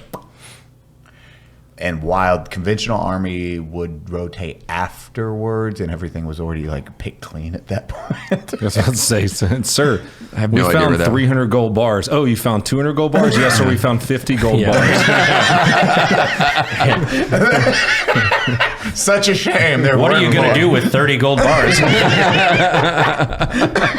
I could probably only get 15, sold on the market, Wild time. So you got back. You're prepped for. Dude, that would have been a wild fucking time because you're like, well, this is going to be my first war. What, 4 months train up for you, and then you're out. Yeah, we're out. So in somebody's infinite wisdom, they figured out that Taliban fighters had a methodology because fighting in the cold sucks. Like, I don't know if you've read any military history, but like nobody likes to fight when it's cold out. And the Taliban fighters, what they would do is they would retreat to these high altitude mountain villages on the Pak border. So 10,000, 11,000 feet of elevation. They would just go hang out all winter. And somebody decided they were going to send 3 Ranger battalions from sea level to fucking 10,000 feet of elevation in the middle of winter to go run these guys down out of their fucking safe havens. Like, no winter break for you guys. So it's called Operation Winter Strike. And it's one of the 2 times in history where all 3 Ranger battalions were deployed to the same area at the same time. And we did real rangering. Like, we drove the trucks as far as they would go, the Hiluxes and everything else before armor. We didn't have any armor. We had gun trucks. We had 0. We had gun trucks, which were pretty cool Hummers with roll cages on it, but they looked like porcupines because we had a 3 240s and a Mark 19 or a 50 cal up top, and then everybody was armed with there was usually a couple saws on them. So it was like, what was that movie, The Last Starfighter? If you hit the button, it just spins around and shoots everything. That's what our vehicles were like. If somebody came at us, the whole thing just erupted in fire, and you're like, we're good. Fuck left side. Yeah. Contact left. Yeah, just death blossoms. Yeah, just death blossoms. Fucking goes away. What was your experience with the Mark 19? Did you like it or hate it? I loved it. Really? There's no in between I've found from guys who've used it. They either love it or they hate it. I mean, I was a fire supporter, and the reason I liked him is because, hey, you're rolling in an A-10 or a AC-130 or a couple of helicopters, and that thing makes a huge cloud. So if somebody is having a sad face today because they're getting hit with Mark 19 shells, but what they really don't understand is that they're going to have a whole bunch of chain fucking machine gun fire and or 2.75 rockets and or a 500-pound bomb or a 1,000-pound bomb or a 2,000-pound bomb or 105 millimeter cannon fired from the sky right up following that. And that was the reason why I liked this, because it was just such a good marking instrument. I could just create such a big dust cloud that everybody could see it up to 15,000 feet. We're like, oh yeah, that's where we're going to fuck up right there. Let's do it. God, it's a death Chem X. Or a Chem Light. It's marking your target. Marking you're your target. Oh, thank God, they missed. And then heaven is, the hand of God is coming down after you and just obliterating that entire grid square. Hypothetically speaking, because I know they probably didn't do it like this, but just imagine being in a fighting position. Boom, one round lands 50 feet away, 15 feet away. They are really bad. And it's just wow, okay, we're all good. Why was the round blue, full of blue chalk? Oh, man. Yeah. 2,000-pound JDAMs is crazy. We did 500. We did 2 500s, I think. Never dropped it 2K. What most people don't understand is when those things go off, it's not the shock and explosion that's going to fuck you up. It's all the shit falling down from the sky afterwards. It's so much energy. It blows shit like cars, straps of metal, windows, glass, everything thousands of feet into the sky. And you're standing there after it goes off and you're like, oh, wow, that was really cool. And all of a sudden you start hearing dink, dink, dink, dink, dink. Oh, shit. Stuff's coming down around you. It is a big boom. Damn. Big boom. Fucking wild, dude. And then, so, yeah, the third range, all 3 Ranger bats deployed to which is wild to go from that much elevation change. You cannot train your body because it takes a week, 2 weeks to really climatize to a situation. And you guys was it sea level to 11,000? Sea level, and within 72 hours, I was at 6,000 feet. In another like 4 days after that, we were at 11. Walking, and this is how many feet, like for reference, how far were you guys walking when you dismount? It would be anywhere between, like, we would do anywhere between like 5 to 12 miles a day. God damn. In the mountains. And then in the snow, it was snowing at that elevation. And so I remember we drove from Bagram to Asadabad, and then we drove to Nangalam, which is now Fob Blessing. And we're there like, oh, dude, these mountains are big. And me and my JTAC, Sandy Lopez, we were sitting there looking at the terrain of where we're going. We're like, dude, this is steep. Like, I think it's like neither one of us are going to be both asleep at the same time. So like, we're going to ditch one of our sleeping bags because we had to carry all of our batteries for the week, and we had to have all of our radios to talk to aircraft. And it's like, okay, how are we going to shave weight between the two of us so that way we can walk up and down these hills? And we ended up going up this mountain, and it dumped like feet of snow on us. And we found this goat hut right at like 11,000 feet, and literally 6 inches of goat shit on the bottom of it. The thing's like, we're creeping to get in there. And we're like, I guess we're staying in the goat hut for the next day or two until like things are good. And, you know, we lay out the sleeping bag, and he's sleeping and I'm sleeping, and we're just freezing. And somebody goes like, dude, the commanders said, let's start a fire. And so we're like, oh, fuck yeah. So somebody goes out, and we're like getting the snow off all the wood. We're finding dry pieces of wood, and somebody starts a small fire in this little goat hut.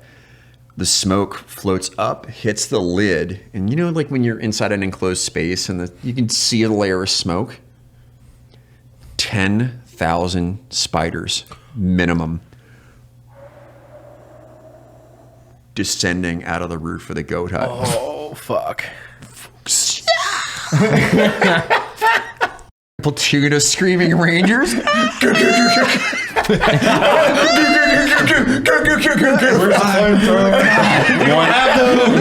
One single Mark 19 round. Dude, ready to... And then we're all outside like, oh, we're good. And they're all like little teeny spiders. And we're like, what's worse, the cold or the spiders and the shit? And we're like, the cold is worse. So we went and we endured the spiders and the shit for like the next day. God. So we could get out of there. Oh, it's so horrible. Yeah, that was a good one. And then for like, you're walking this much distance, as you're saying, like cutting weight, you're still walking with how many pounds on you? The combat is 35 pounds, like give or take. But if you're doing multiple days, that increases. I had 2 embitters and a 117, so I was carrying 40 pounds of radio and battery, and 40 pounds of radio just alone, before my weapon and ammo, and my cold weather gear and my sleeping stuff. Like, that's just radios to do my job. Those ammo, guns, all those little things start stacking up so fast. And this was before like all the Gucci gear. You got to remember, we were still in like, we were wearing BDU tops, so the green BDU top, and we were wearing chocolate chip bottoms because that was the best color combo. This is prior to multicam. Yeah, this is pre-multicam, because you look like a bush when you wear like the desert bottom with a jungle top. You actually kind of blend in better. It really works. I've never thought about that. Interesting. Yeah. It literally would look like a Christmas tree or a bush because it's green up top and then ground bark. green. Yeah, it works. Right, and so that was the camo that we were using at the time, and like this is the best we had was like Daner cold weather boots, and I'll never fucking forget. Like we were up there freezing. We had the wool, the old green wool inserts inside the leather fast rope gloves, and that was all that we had. That was it, and we landed on a helicopter one night and we cleared this valley, and I remember like sleeping in this barn on a big pile of shuck corn, and I am cuddled next to my JTAC. I am like pulling him in. I am hemorrhaging. I am so cold. Hemorrhaging. Like just releasing. No, I say hemorrhaging. I'm seizing. Whatever. I'm like it's like I'm releasing inside my JTAC. You're so cold that your back hurts because you're shivering so hard. And the next morning, this 47 comes like rolling up the valley, and we're like, oh, what are they gonna bring? What are they gonna bring? What are they gonna bring? And they rolled in and they kicked out a couple duffel bags. And this is back in the day when like guys would call up with a credit card and they go, hey man, we need like 200 pairs of fucking gloves from the local REI. And we need them driven to this airfield right now. And they would put them on a C-17 and they would be on their way to country immediately. That's what happened is they bought OR gaiters and OR gloves from Outdoor Research. Yeah, OR was huge at that. Well, they still are Yeah, one of the massive. the best glove manufacturers. And if we actually could move our fingers during the day to actually work our radios and move our weapons and do our jobs. Yeah. That's why there's just like they're an Uber pulling up, ditching everything and then bouncing like, oh.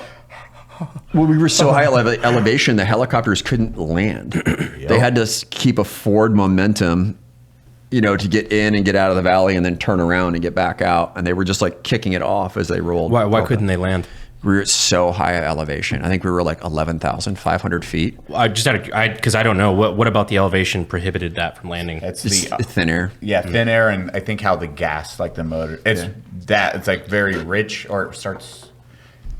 The air is thinner, so you got to. Yeah, and so it starts running leaner, and you hit that point where then it just will. Taking off is not a thing you can do once you land. Kind of gas thing. is firing. How it's firing, everything is just fucked at that point. So they have to do.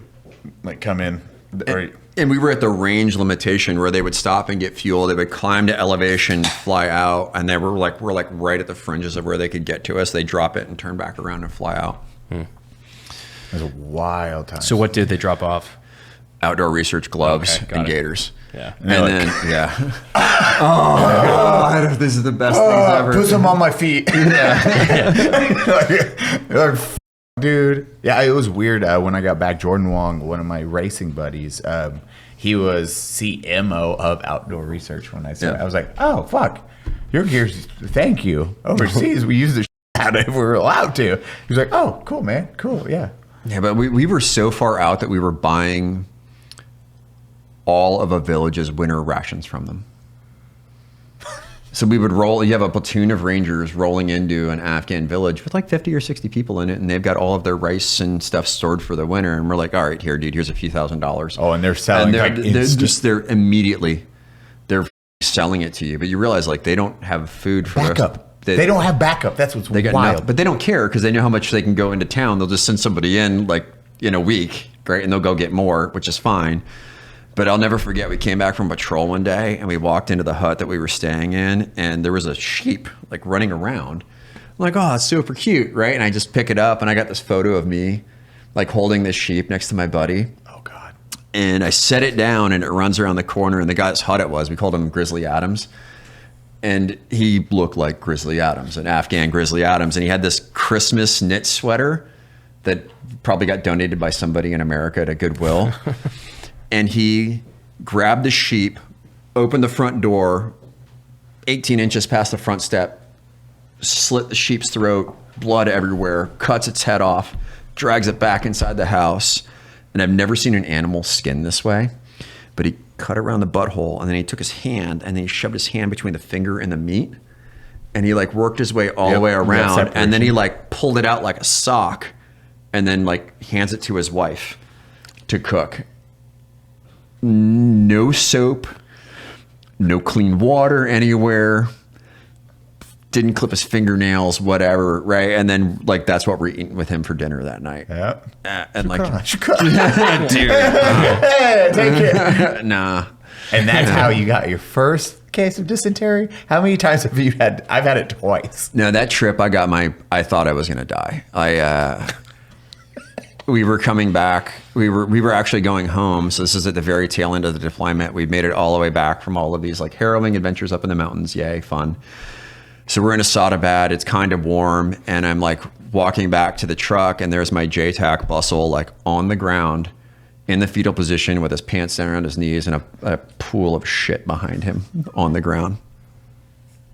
And I can't stop shooting. That's just Eli anytime he eats cheese or I look at sort of dairy bread. every time we're on Cody's cooking show. He's like, today we're eating dairy plus more dairy. I don't do that on purpose. I wouldn't know. We need to have an exclusive episode of Let Him Cook where it's just the after action, where it's just Eli in Cody's backyard just behind a tree profusely. Brandon's I'm throwing so up at the glad beginning. toilet paper is so that, it turns red when you know you're done. Down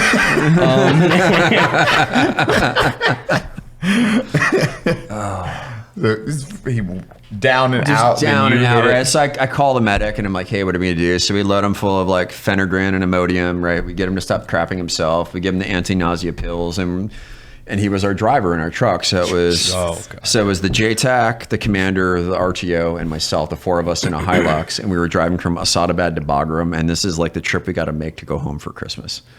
You fit 4 guys in a Hilux? Yeah. Nice. How long of a drive was that? 12 hours. It's wild you're doing that. It's not up armor or anything. Nothing. There's no armor, no. Cody, imagine you're in a war zone in your Hilux. He has a Hilux with a 50 cal. I got an 81 Hilux. Attaboy. Hey. So I'm like, all right, fuck it, I'll drive. And so we leave Asadabad, and then we're driving, and then I'm starting to feel like a little bit not well.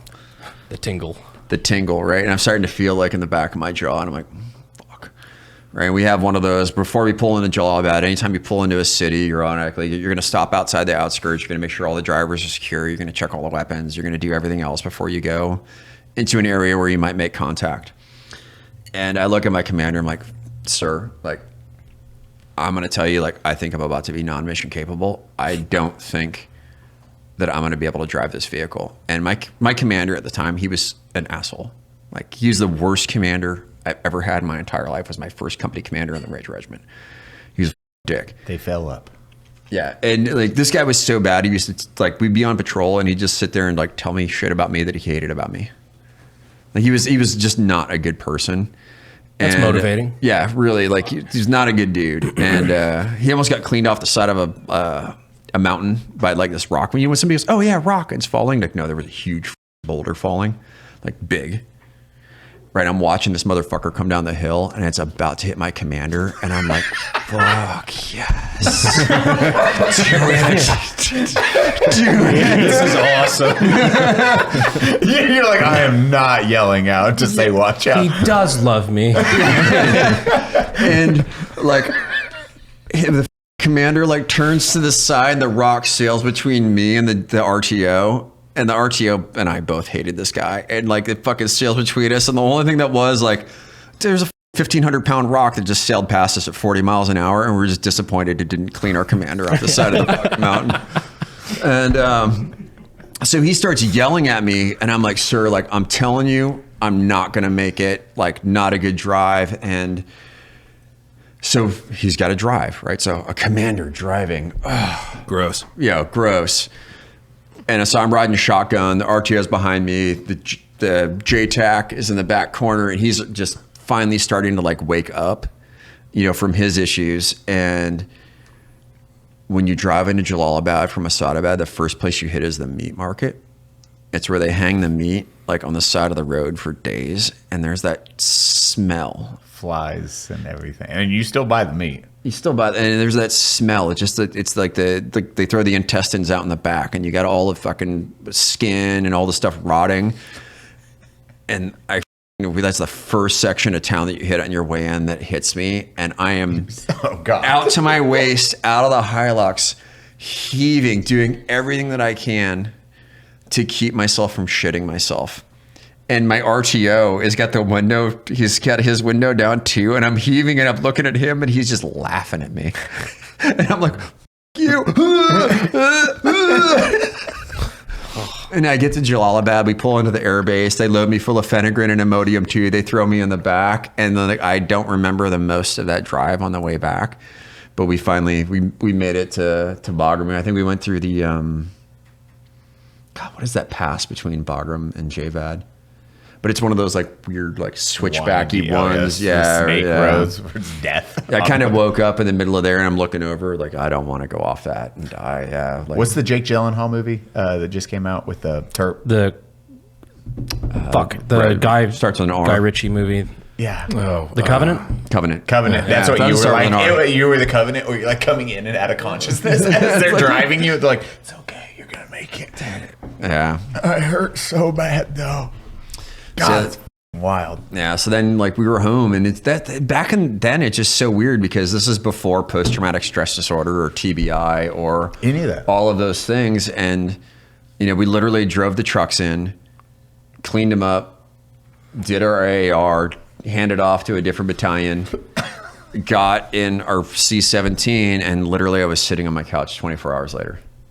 Man. Dude, that fuck the guy who invented PTSD. It was so much better before. Man, why did he create that thing? And that's what's wild. It is that fast of a turnaround where there is no decompression or like, let me normalize myself.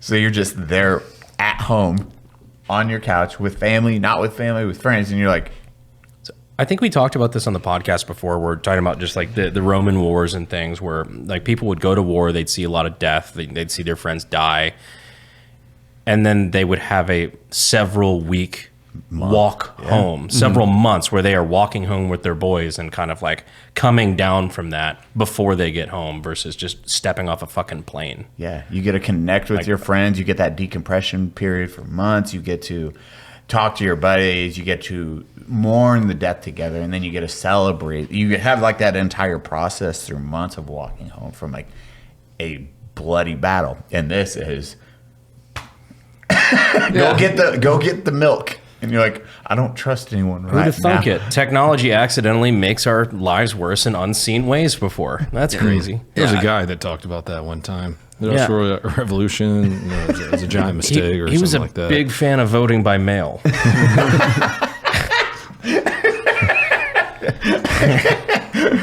How was that? Like, that's a really good bringing up that. Was that so weird out the gate trying to explain it or relate to your girlfriend or family at the time? You're like, it was my fiance, and then we learned that I'm not allowed to drive for the first 2 weeks when I get home. Fucking aggressive, watching for signs. Yeah, like, you go underneath an overpass and you immediately yank a lane over so that nobody hooks a grenade down on top of you. You pull up in front of stoplights and somebody pulls up beside you. I'm reaching for a gun that you don't have, and you're just reaching for it. I mean, it's an automatic thing. That we're like, I need to not drive. Yeah, and you go into, it's weird having that mind because you're like, where is it? And it takes, you have to, it's a process of like, oh yeah, I don't have that. And you don't need that. I don't need that. Taper down almost, or disassociation. It just kind of slowly goes away. Yeah, it slowly goes away. Yeah. Yeah, it just takes you a while because you're just so into it. Anytime you roll outside the gate, you're just hyper focused on everything. You can't let it go. You're in a vehicle, I might die any second. Hypervigilant. Hypervigilant, yeah. And you get home, it's like, okay, I can let this go. I can let this go. And it gets there over time. But that was the first deployment where I learned that I'm not allowed to drive for the first 2 weeks when I get home. And what's crazy is you're like, I'm comfortable and I've healed, and then back into war immediately. Oh, yeah. You're like, the second you're like, I'm better. Bum, bum, bum, bum, bum, bum. Cute army commercial. Was she at least understanding through that whole thing? She was. She was in the Army as well. Oh, okay. Yeah, so she understood. But it's like, again, this is early on in the war where, I knew I was deploying and we couldn't say anything to anybody. Right. So, we went to a Halloween party. We dressed up and everything else. I tucked her into bed drunk at night and everything else. And then I got up at 2 a.m. and I went to the unit and I was gone. Yeah. That was during like, there is no heads up because you don't talk to anybody about it. You're going, you can't tell anybody what you're doing. Girlfriend. Imagine you can't tell your girlfriend that you're going to be gone when you straight up couldn't. You mention, oh fuck. Like you can't mention anything. Like, hey guys, we're leaving in a month. You're doing all your train ups. You're getting all your briefs. You can't say anything to anybody. God, even day before, nothing. You're like, hey, I got to go to work, or hey, good night. Because that was that time where it was like OPSEC was the most important thing. Oh, fucking with the higher tier echelon, they actually treated it proper. It wasn't Joe Schmo. Be like, hey, well, Me and second back flying out tonight because big no. We're flying out of this airport into this airport. Yeah. Which is wild. You just get a good night, family. Dude, that's wild to me. That's crazy. I've never even heard of that level of OPSEC for. I mean, because everybody that I know that at least has talked about it in that, I guess, context, they knew when it was happening and they could tell their families and stuff. I mean, that's just later on because like we're always in the war. There's always a special operations unit there. It doesn't matter because there's always one there. But before there wasn't, and so which units went where mattered because we thought the enemy cared. And then that was when you like have the covering patches, anything like that. Yeah, we didn't wear unit patches. Yeah, that's wild. This is that time because it is adapting to that military, and it takes you, especially for the army, takes years to start adopting. It's like, oh, this doesn't matter as much as we thought. OPSEC for this, like the tribes, they're not, because you're implementing implementing near peer OPSEC for somebody who is not near modern, modern, like a modern fight against China versus that where it's like, no, they're just going to live their tribal life to defend the fuck out of that. But you don't know that at that time. You're just like, hey, I'm out. And then you're overseas in what, 72 hours? 72 hours later, yeah. So I was home on ground. So when I got home from that deployment, my fiance at the time told me that she got orders to go to Iraq for a year. So that was like Christmas, and then she deployed the first week of January. What was her MOS? She was in intelligence. Okay. Yeah. And, she comes back like 3 weeks later, pregnant. So it's like holidays, everything else. And so it's just like my kid, everything else. So she came back like immediately, and I was like, well, hate to tell you this, but like I'm leaving again. Yeah. God. So it's like we got to get married real quick. We got married, and then I left like 3 days later, and I was gone for another 3 months.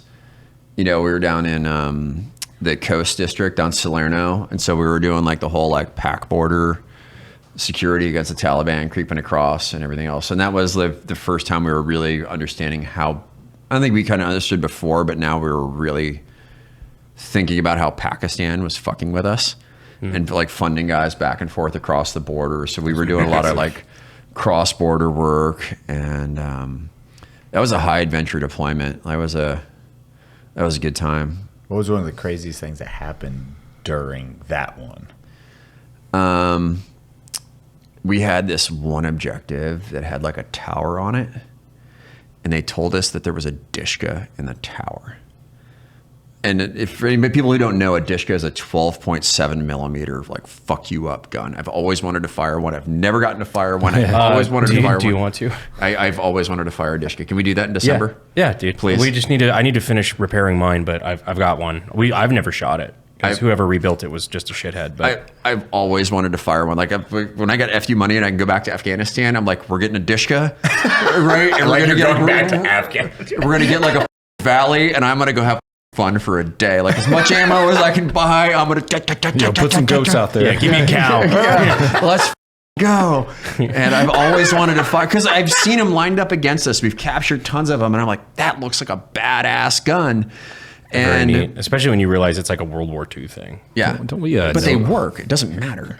Yeah, no, I was about to say, we know a guy. He used a Dishka one time. Yeah, he's like, what? You've never killed somebody with a Dishka? We're like, no, dog. What? What? Oh, has he sold that publicly? Yeah. Okay, I wasn't sure about that either. Just in case. Superhero names. He's like, oh, we're using our made up names. Yeah. That's how I know the level of friendship with him. It's like, oh, they used his superhero name. Okay. Yeah, if you come down, you're coming back in December. Oh yeah, yeah, dude. I'll try to have the Dishka back up for you. Please. You know what? You want to know my favorite part about the Dishka? Please. At least owning one in the United States.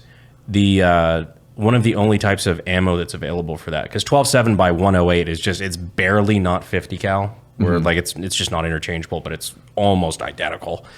One of the only brands where you can still get it is just old stuff. I think it's like Tula made, but the brand that actually sold it commercially to the public was Chris Kyle commemorative ammunition. I swear to fucking God, hand on the Bible, that is 100% a fact. So all of my 12-7 ammo comes in 10-round boxes with Chris Kyle's face on it. That's wild. That's the only ammo they brought to this. I'm like, did you guys not think about this when you did it? Or just, all right, whatever, man. Here's your money. So we're looking at this tower, we're looking at it, and again, I'm not an infantry guy, I'm an artillery guy. So my whole thing is, if you shoot at my guys, I'm just gonna fuck your whole world up. I will bring everything that the DoD has to offer to bear, and I will give you generational fucking pain. I will make sure your grandkids feel this. And so I had fucking AC-130, 2A-10s, I had Cobras on standby. I'm like, if this thing lights up, I am going to decimate this fucking grid square. And we got dogs and everything else, and we fast rope on top of this compound to get the guy, and like literally we come off the rope and there's a guy sleeping on a cot right outside of his home. We run up and we just grab the dude and we pick him up and we're like, fuck, this is him. Like, it's the guy. And like, there's a 47, there's still guys dropping off a rope 100 feet above him. And you caught the guy. The guy was like right there. And the first sergeant grabs him and he's like, this is the dude. But we're still securing the objective. And now all I'm worried about is this fucking tower, right? And I'm just like creeping around the building. I'm getting eyes on it. And like all the aircraft are looking at it. All the gunships are just ready to just launch this thing into like the next dimension. And there's no activity, like no thermal, no nothing. We're like, fuck, send the dog, right? Dog rolls in, dog's in there for a bit. Dog comes out with a hand in his mouth. Hand. It was a mausoleum for all of like their dead family members and stuff. Oh shit. Oh, and the dog went in there and ripped a freaking hand off a skeleton and brought it back out. We're all standing there like staring at the dog. And we're like, good job, boy. Good boy. like, all right, guys, sorry. Like calling all the aircraft. Like, all right, I guess we're good here. Like the rest of you guys can go home. Like stand by for exfil. Like we're good to go there. Yeah. That's wild. So he was the only dude there. No, there was a couple other family members and everything else, but he was the top dog that we were after. Sure. And these guys, they're asleep. They literally land a helicopter like on top of their house and they don't hear it. It's so weird. It's crazy. That's wild. Just catch them sleeping. For reference to half, the first aren't. It's the one on hands on. Be like, hey, this is the guy. It's wild. That's wild.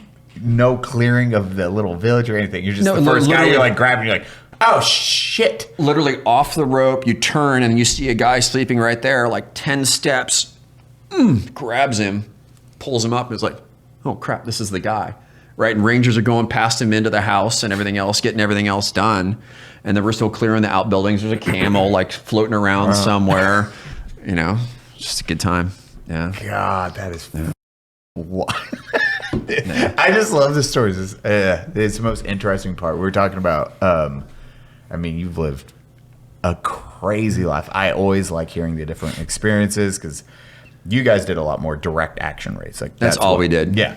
Like we only did a handful of those, or we would be attached to a team like SAS or something. We ran with them a couple times and Green Berets, but very rarely it was like, hey, here's the guy. We'd pull up, grab, snag, bounce. Yeah. That's all you guys did. And a lot of times you did what? Vehicles. How many times were you in like Little Birds or? All the time. Yes.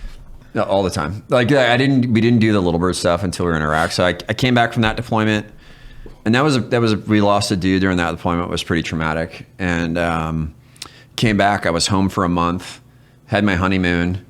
Right, my wife was 6 months pregnant. Right, and then like I'm gone again.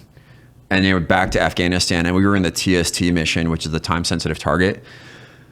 So we were at Bagram with all of like the gunships and the fighter pilots and everything else. And we were like, if there's any top tier bad dude that picks up in country that we like get signal on where they're at, doesn't matter where they're at, we're the crew to go get them. And that was a really cool mission because a lot of times we just sit around for a week and like all of a sudden somebody pops. And then you're all the assets, all the A-10 pilots, all the gunship crew, you're all standing next to one another. which is a much different experience than most other guys get because you get to know the navigator. You get to talk to them. When they pull up on the radio, you now have a relationship with them because you eat dinner with them every night.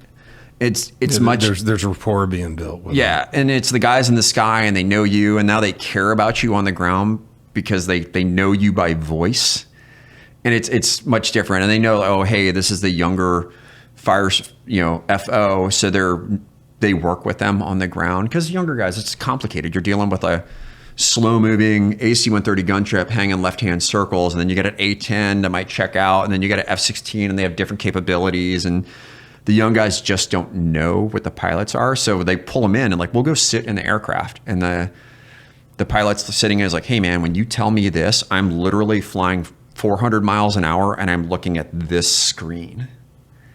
And it gives the young guy a reference to go, okay, now I need to know how I need to describe it to the pilot in order to be able to do my job better. Nice. Which is really cool. That was an environment that I was really thankful to be in because it was the best team effort in special operations that I'd ever been in. Fuck yeah.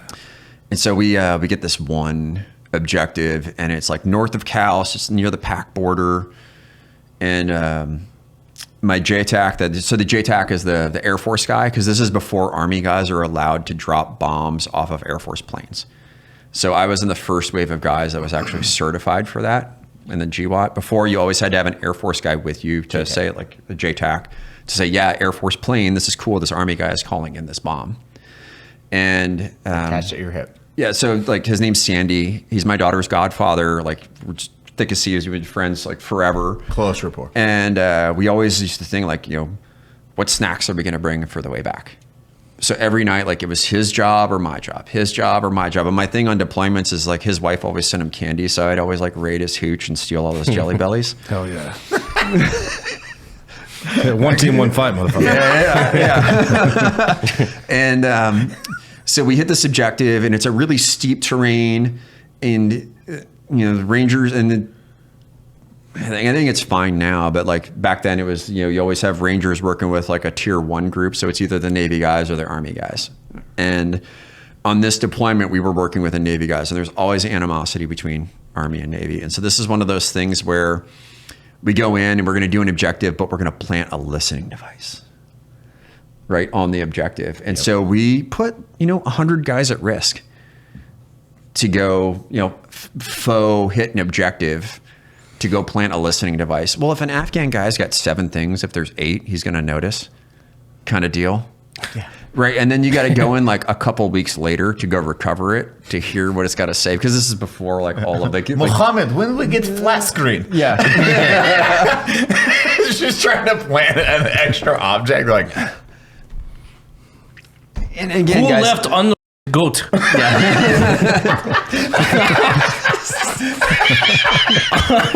Stranger. These Americans are so nice. And so this is one of the missions where we went in to like go recover a listening device. And we fly in, we go hit the objective, we grab the guys, we grab the listening device, but it's so steep. We had to fast rope in because the helicopters can't land.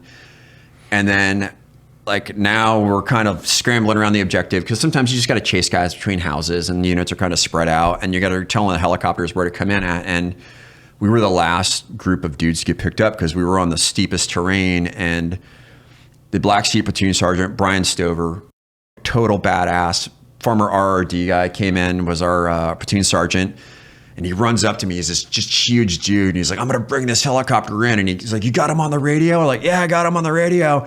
And he pulls my mic out of the, like he pulls my mic from my headset out and he plugs his in and he keys my mic. So he's talking to the helicopter on his radio and I'm not hearing what's going on. And all of a sudden I see this 47 coming at me, and then it turns around, slides backwards, and then the tailgate ramp lands on top of this ledge I'm standing against. And he like unplugs it. He's like, sir. And he grabs me and he throws me up the wall. I was like, get on the fucking helicopter. All right, so I scramble into the back of the Bird, and there's the two minigun guys out of the side door. There's an ATV in the center, and you're piling a bunch of dudes in there. So I go and I jump, and I'm sitting on the ATV, like holding the handlebars.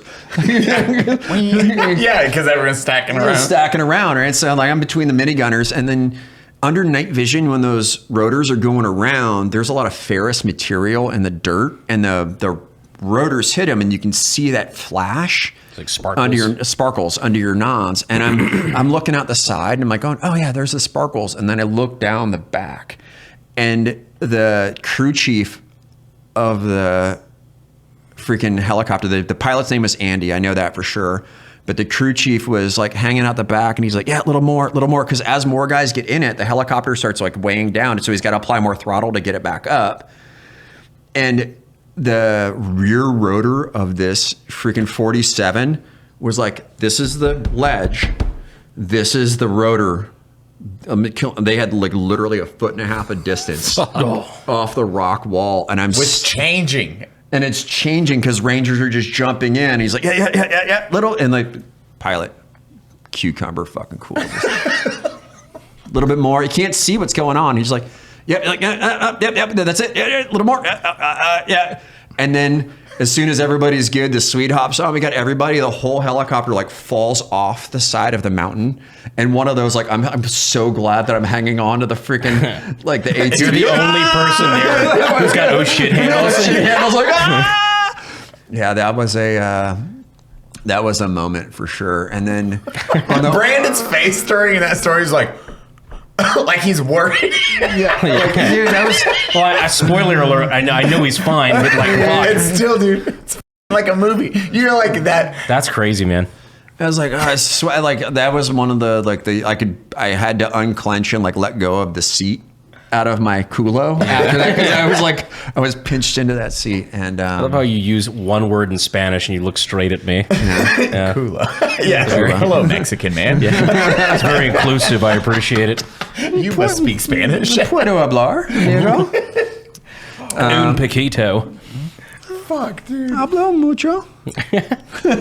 No, so that was great, and then we got like 6 months off, right? And that was the first time, like after that deployment. So you do 3 on, 3 off, 3 on, 1 off, 3 on, and we had just a weird rotation where we were always just like cycling through. But by this time, our 4th deployment, I had really realized that the Rangers were just professional fucking kidnappers. Like Nick does this, he's got that Army Rangers, you know, like, oh, if you're going to decide to be a problem, you're not going to be a problem. That could not be any more true. And so now they sent us to northern Iraq. How do you describe it? It's like the sharpest blunt object. Yeah, it's the sharpest blunt object ever. Yeah. When people ask me about like Rangers or versus Navy SEALs, like, dude, SEALs are great. I got a lot of great SEAL friends. They're awesome. Like their mission set is tremendous. You know, what they do is they're like a surgeon's roll of tools. If you need something very specific done, in, out, reconnaissance, all these types of jobs, they're great. Rangers were like a dump truck full of sledgehammers. I've always heard Rangers can unroll ball bearings. If you give a Ranger 2 ball bearings and tell him to cross the street, before he gets to the other side, he'll eat one and break the other.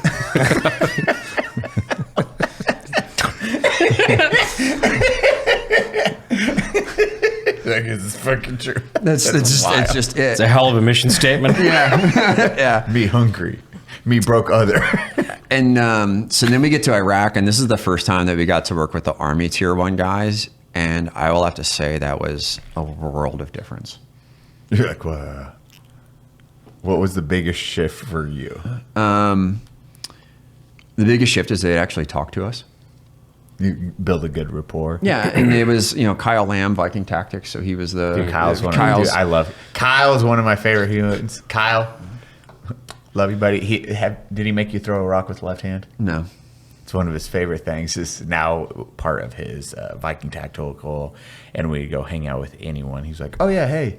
But especially like Tier 1 guys. He'd be like, oh, yeah, by the way, I'm going to record this video. I need you to throw something. Like, cool. He puts it in the left hand. It's like, you're right-handed? It's like, yeah. No, yeah, I'm right-handed. Okay, throw it with your left.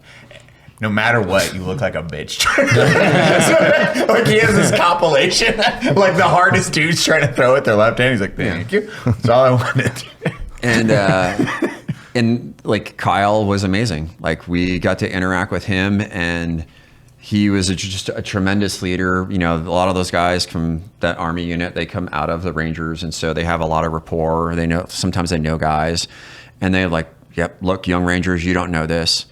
You get like, and I'll never forget, because I remember Rangers hitting objectives. Oh, we're fast. And he goes, you guys are so slow. Rangers, you guys are doing things right, but you're just so slow. But they would take us out during the day, and they would work with us. And that was a huge difference what the Navy guys never did.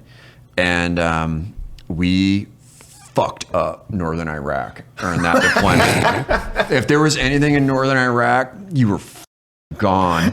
They pointed and said, you done fucked up, son. We crushed Northern Iraq for that period. And this was that time when YouTube really started taking off. Right, the videos and being uploaded to the internet. So I don't know if you guys remember that contractor Little Bird that went down, where it was in the Glades, where the Al Qaeda captured that dude, and then they stood him up, right, and then they gunned him down right in front of everybody, and then they displayed that to the world.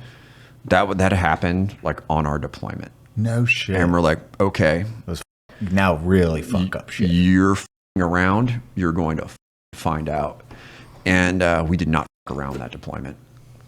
And like the assets that we had on station, the team that we had, the leadership that we had, we got a new Ranger Battalion commander, and he was just phenomenal. And this is how phenomenal the guy is. And like I wrote this down, I put a star next to it as the skull fuck PowerPoint. This is a PowerPoint I'd actually stay tuned into. So, you know, Bill Gates did not have this in mind when he was creating Microsoft PowerPoint. Not at all.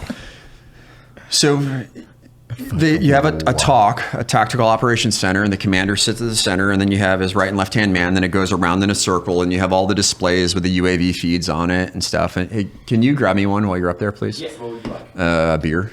A beer? Yeah. And we were just kind of getting our rhythm with this new battalion commander of like how things were working, and with Kyle. And thank you, sir. But you know, we're now getting to meet all of the different the units. So we're working with different pilots now, and so we're working with the AH-6 pilots, which are the MD-500s with the miniguns and the rockets on the side of them. All right, so that's the Alpha Company 160th, and then we have the MH-6 pilots, which are the ones you were wearing on your shirt earlier with the platforms on the side. So those are the B Company guys that fly us around to chase squirters, and then we have to have maneuver helicopters. You guys know what a DAP is? No. It's a direct action penetrator. So me, yeah. Yeah, you. Yeah. Okay. Yes. Okay. So it's the U.S. military's most badass Black Hawk. So what they do, it's like, just imagine Skywolf on steroids, or whatever that show was from the 80s. So it's a Black Hawk with big wings on it, and it's got two 19-shot rocket pods, a Mark 19 grenade launcher, and usually like a couple miniguns, like a triple barrel 50 cal.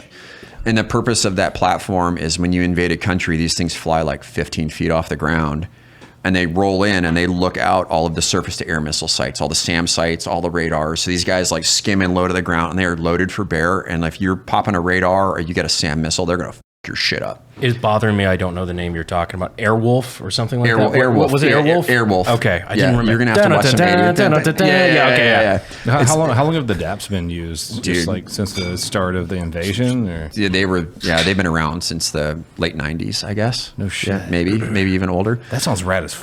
Dude, I didn't know what that was. Yeah, and like the first time, like I had no idea. I was a Ranger fire supporter. It's like, oh, we get like little birds and gunships, and then we showed up to the 160th to do a training down there and do our familiarization, get to meet all the pilots and the platforms, and they're like, this thing rolls in. I'm like, oh my god, like that is a fucking sad face day for somebody. And I'm gonna have to steal that. A sad face day. A sad face day. And I just reckon I'm not feeling very live, laugh, love today. Yeah, not very much. And But they didn't have enough helicopters because now we're like late 2005, and so now we got both wars like rolling at speed, and now all the special operations units, all the Navy SEALs, all the Raiders, all of the Special Forces group were all like rotating at speed, and there's only so many helicopters and pilots trained at that level. So now we're getting really stressed out.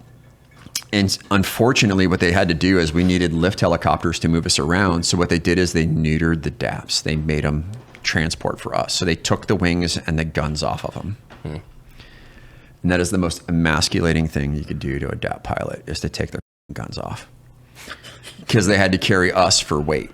Oh, gotcha. So they're just mad now. Now they're mad. And Are they just kind of like taking it out on you guys? No. They just pissed at the world, more or less. It was an inner rivalry between the pilots, because now the AH-6 pilots, the Little Bird pilots, are like, yeah, we're the fucking badass ones. Those guys kill more people than cancer. Little Bird pilots, they're done.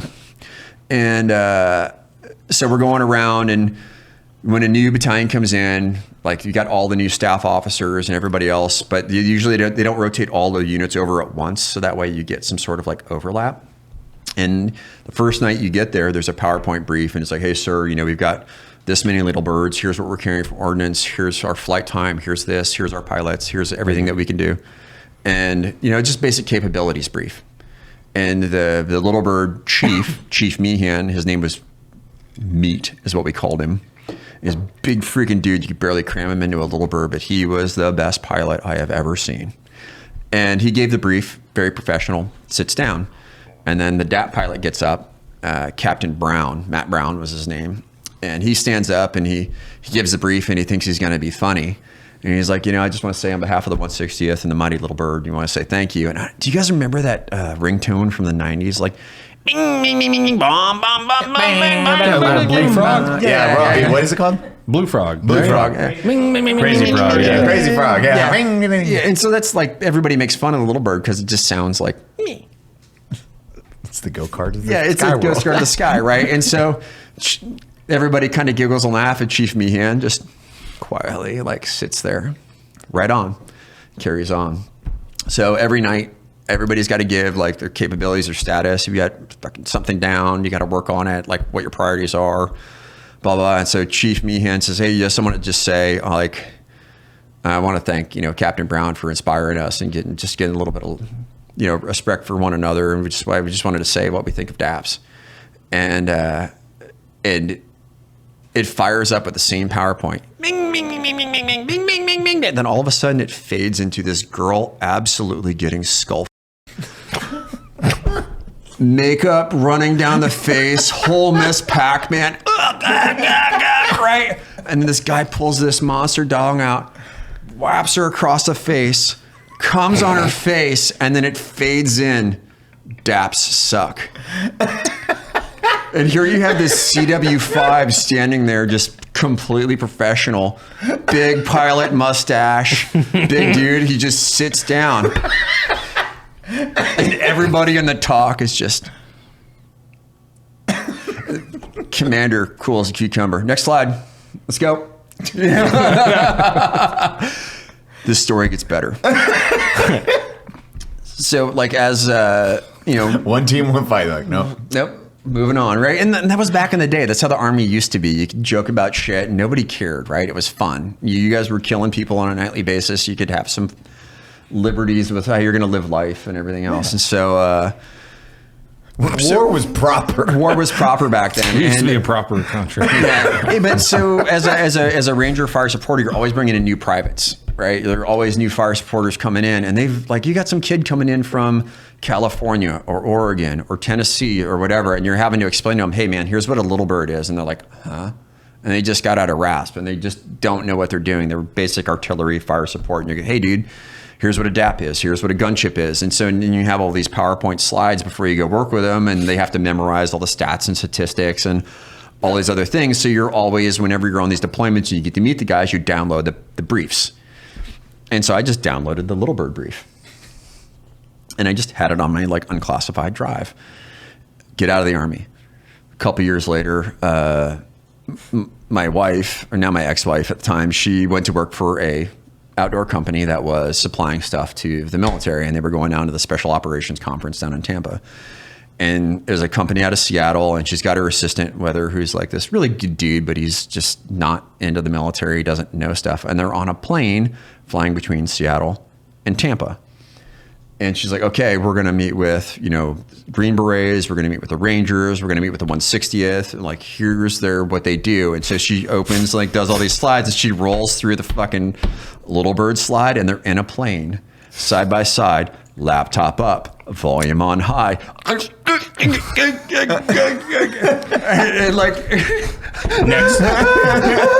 Next slide. The entire plane looks at her like, her coworkers, dude, the call that I got when she got off that airplane, gold. She's an ex now.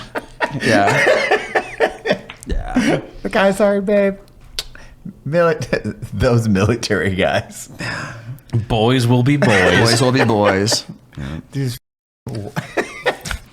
is the stories I love because it is showing, even in war, even in direct action missions or things like that, how wars at that time, it still took it. We made the best of it. They made the best of it. You made the best of it because that's how a lot of it, saving your mindset or saving your depression, PTSD. That's how you got through that stuff, is because you're like, man, why we can take this serious, and it would destroy everyone if everyone just focused on all the negative. Instead, it's like, let's put a skull fucking video on during this stuff. Yeah. Let's get home. Let's joke about it. It might be a little bit of a chicken and egg problem there. Yeah. I don't know if that was the intent, but it certainly was the outcome. That's how I do. It's awesome and always refreshing hanging out with you guys, because speaking for individuals out there, it is that different mindset. It's like, hey, look, you have a bunch of trauma. This is how we handled it, and look, you're a successful business owner. You're happy. Oh, no one would knew running into you on a day-to-day basis. It's like, oh yeah, not the dude to fuck with. Yeah. But it is something because how you carry yourself, the positivity you bring with it, and still you went through some of the worst somebody could go through, but you and the people around you made it a positive experience through humor, laughter, and then making the best of it. Yeah, the dark humor, it gets us through. People just don't understand it unless you've been there. Cops get it. Dude, gallows humor is the best thing ever. Yeah, because that's the only way you can make it levity.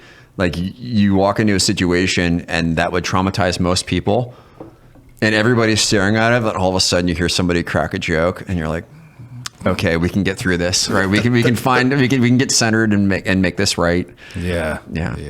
Everyone makes the joke. It's it starts with one, and then you get to watch it expand. When we had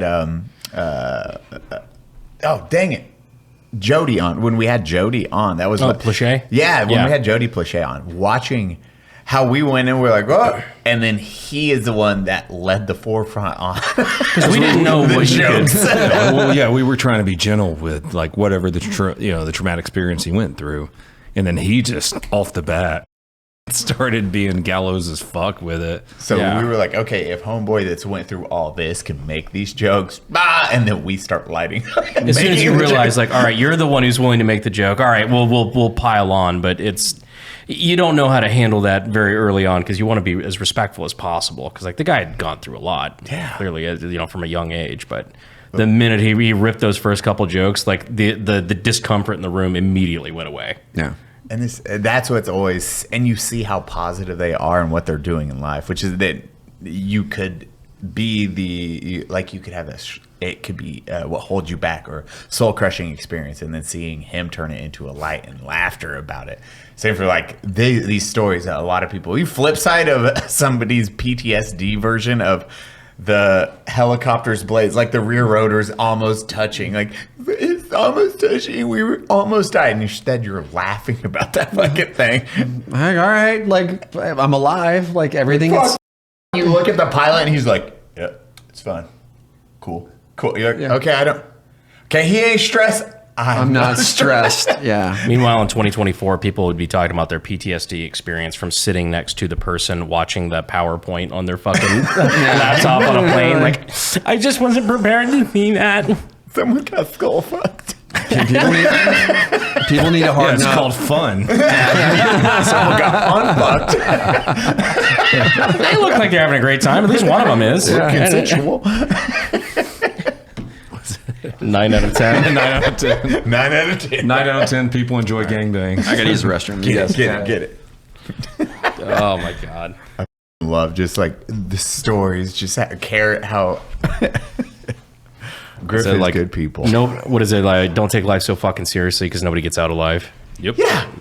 You can make the worst of a situation, or you can make the best, and then I guarantee people look up to you when you went through that shit. Whether it's Cody, whether it's you, whether it's Griff, they look up to those experiences, and then they see. If this is a competition, I'm bowing out. Yeah, but it's still you. It's making the best of stressful situations, and how you guys handle it or approach it. It's refreshing as instead of the victim mindset. It's like, well, it's just really hard. Yeah. Laughter, then overcoming that, and then people are like, holy fuck, that's a dude I want to listen to, follow. You can very easily, maybe this is a thing to say, but in my opinion, you can very easily judge somebody by what they consider to be traumatic. I don't think it's. I agree completely on that, because we are. I know you don't. It's the whole thing. You're not supposed to compare trauma, but when I hear people talk about certain traumatic things, it's like, oh, you were misgendered. Yeah, you're right. It is that I stare into like oblivion. And you're like, that stretched. I'll put that at 1 out of 10. I'll put that at maybe a 1.5. We'll bump it up a half point for you. I don't think you should be crying about it. You said gay. That traumatized me. Yeah. It's not your trauma to joke about, Cody. My trauma. It's like, it's just how weak do you have to be that words can hurt you? Yeah, you're like, oh, you're retarded. From somebody you don't know. Still hilarious to hear out loud. Yeah. I gotta bounce out of here though. Oh shit! We'll close out real quick. I'm 15 minutes past where I gotta leave. Oh well, fuck yeah. We'll close out with this. We'll do after show with Mr. Trout. Cody, can you close us out? We'll ask you where we can find you. Bye, everyone. Thanks for joining us here on the Unsubscribed Podcast. I was joined today by Eli Double Tap, Griff from Combat Flip Flops, our boy, Brandon Herrera, myself, Donut Operator. If you want to join the after show, we'll be on Patreon. In the meantime, where can we find you? At Combat Flip Flops. That's it. Combat Flip Flops, one word.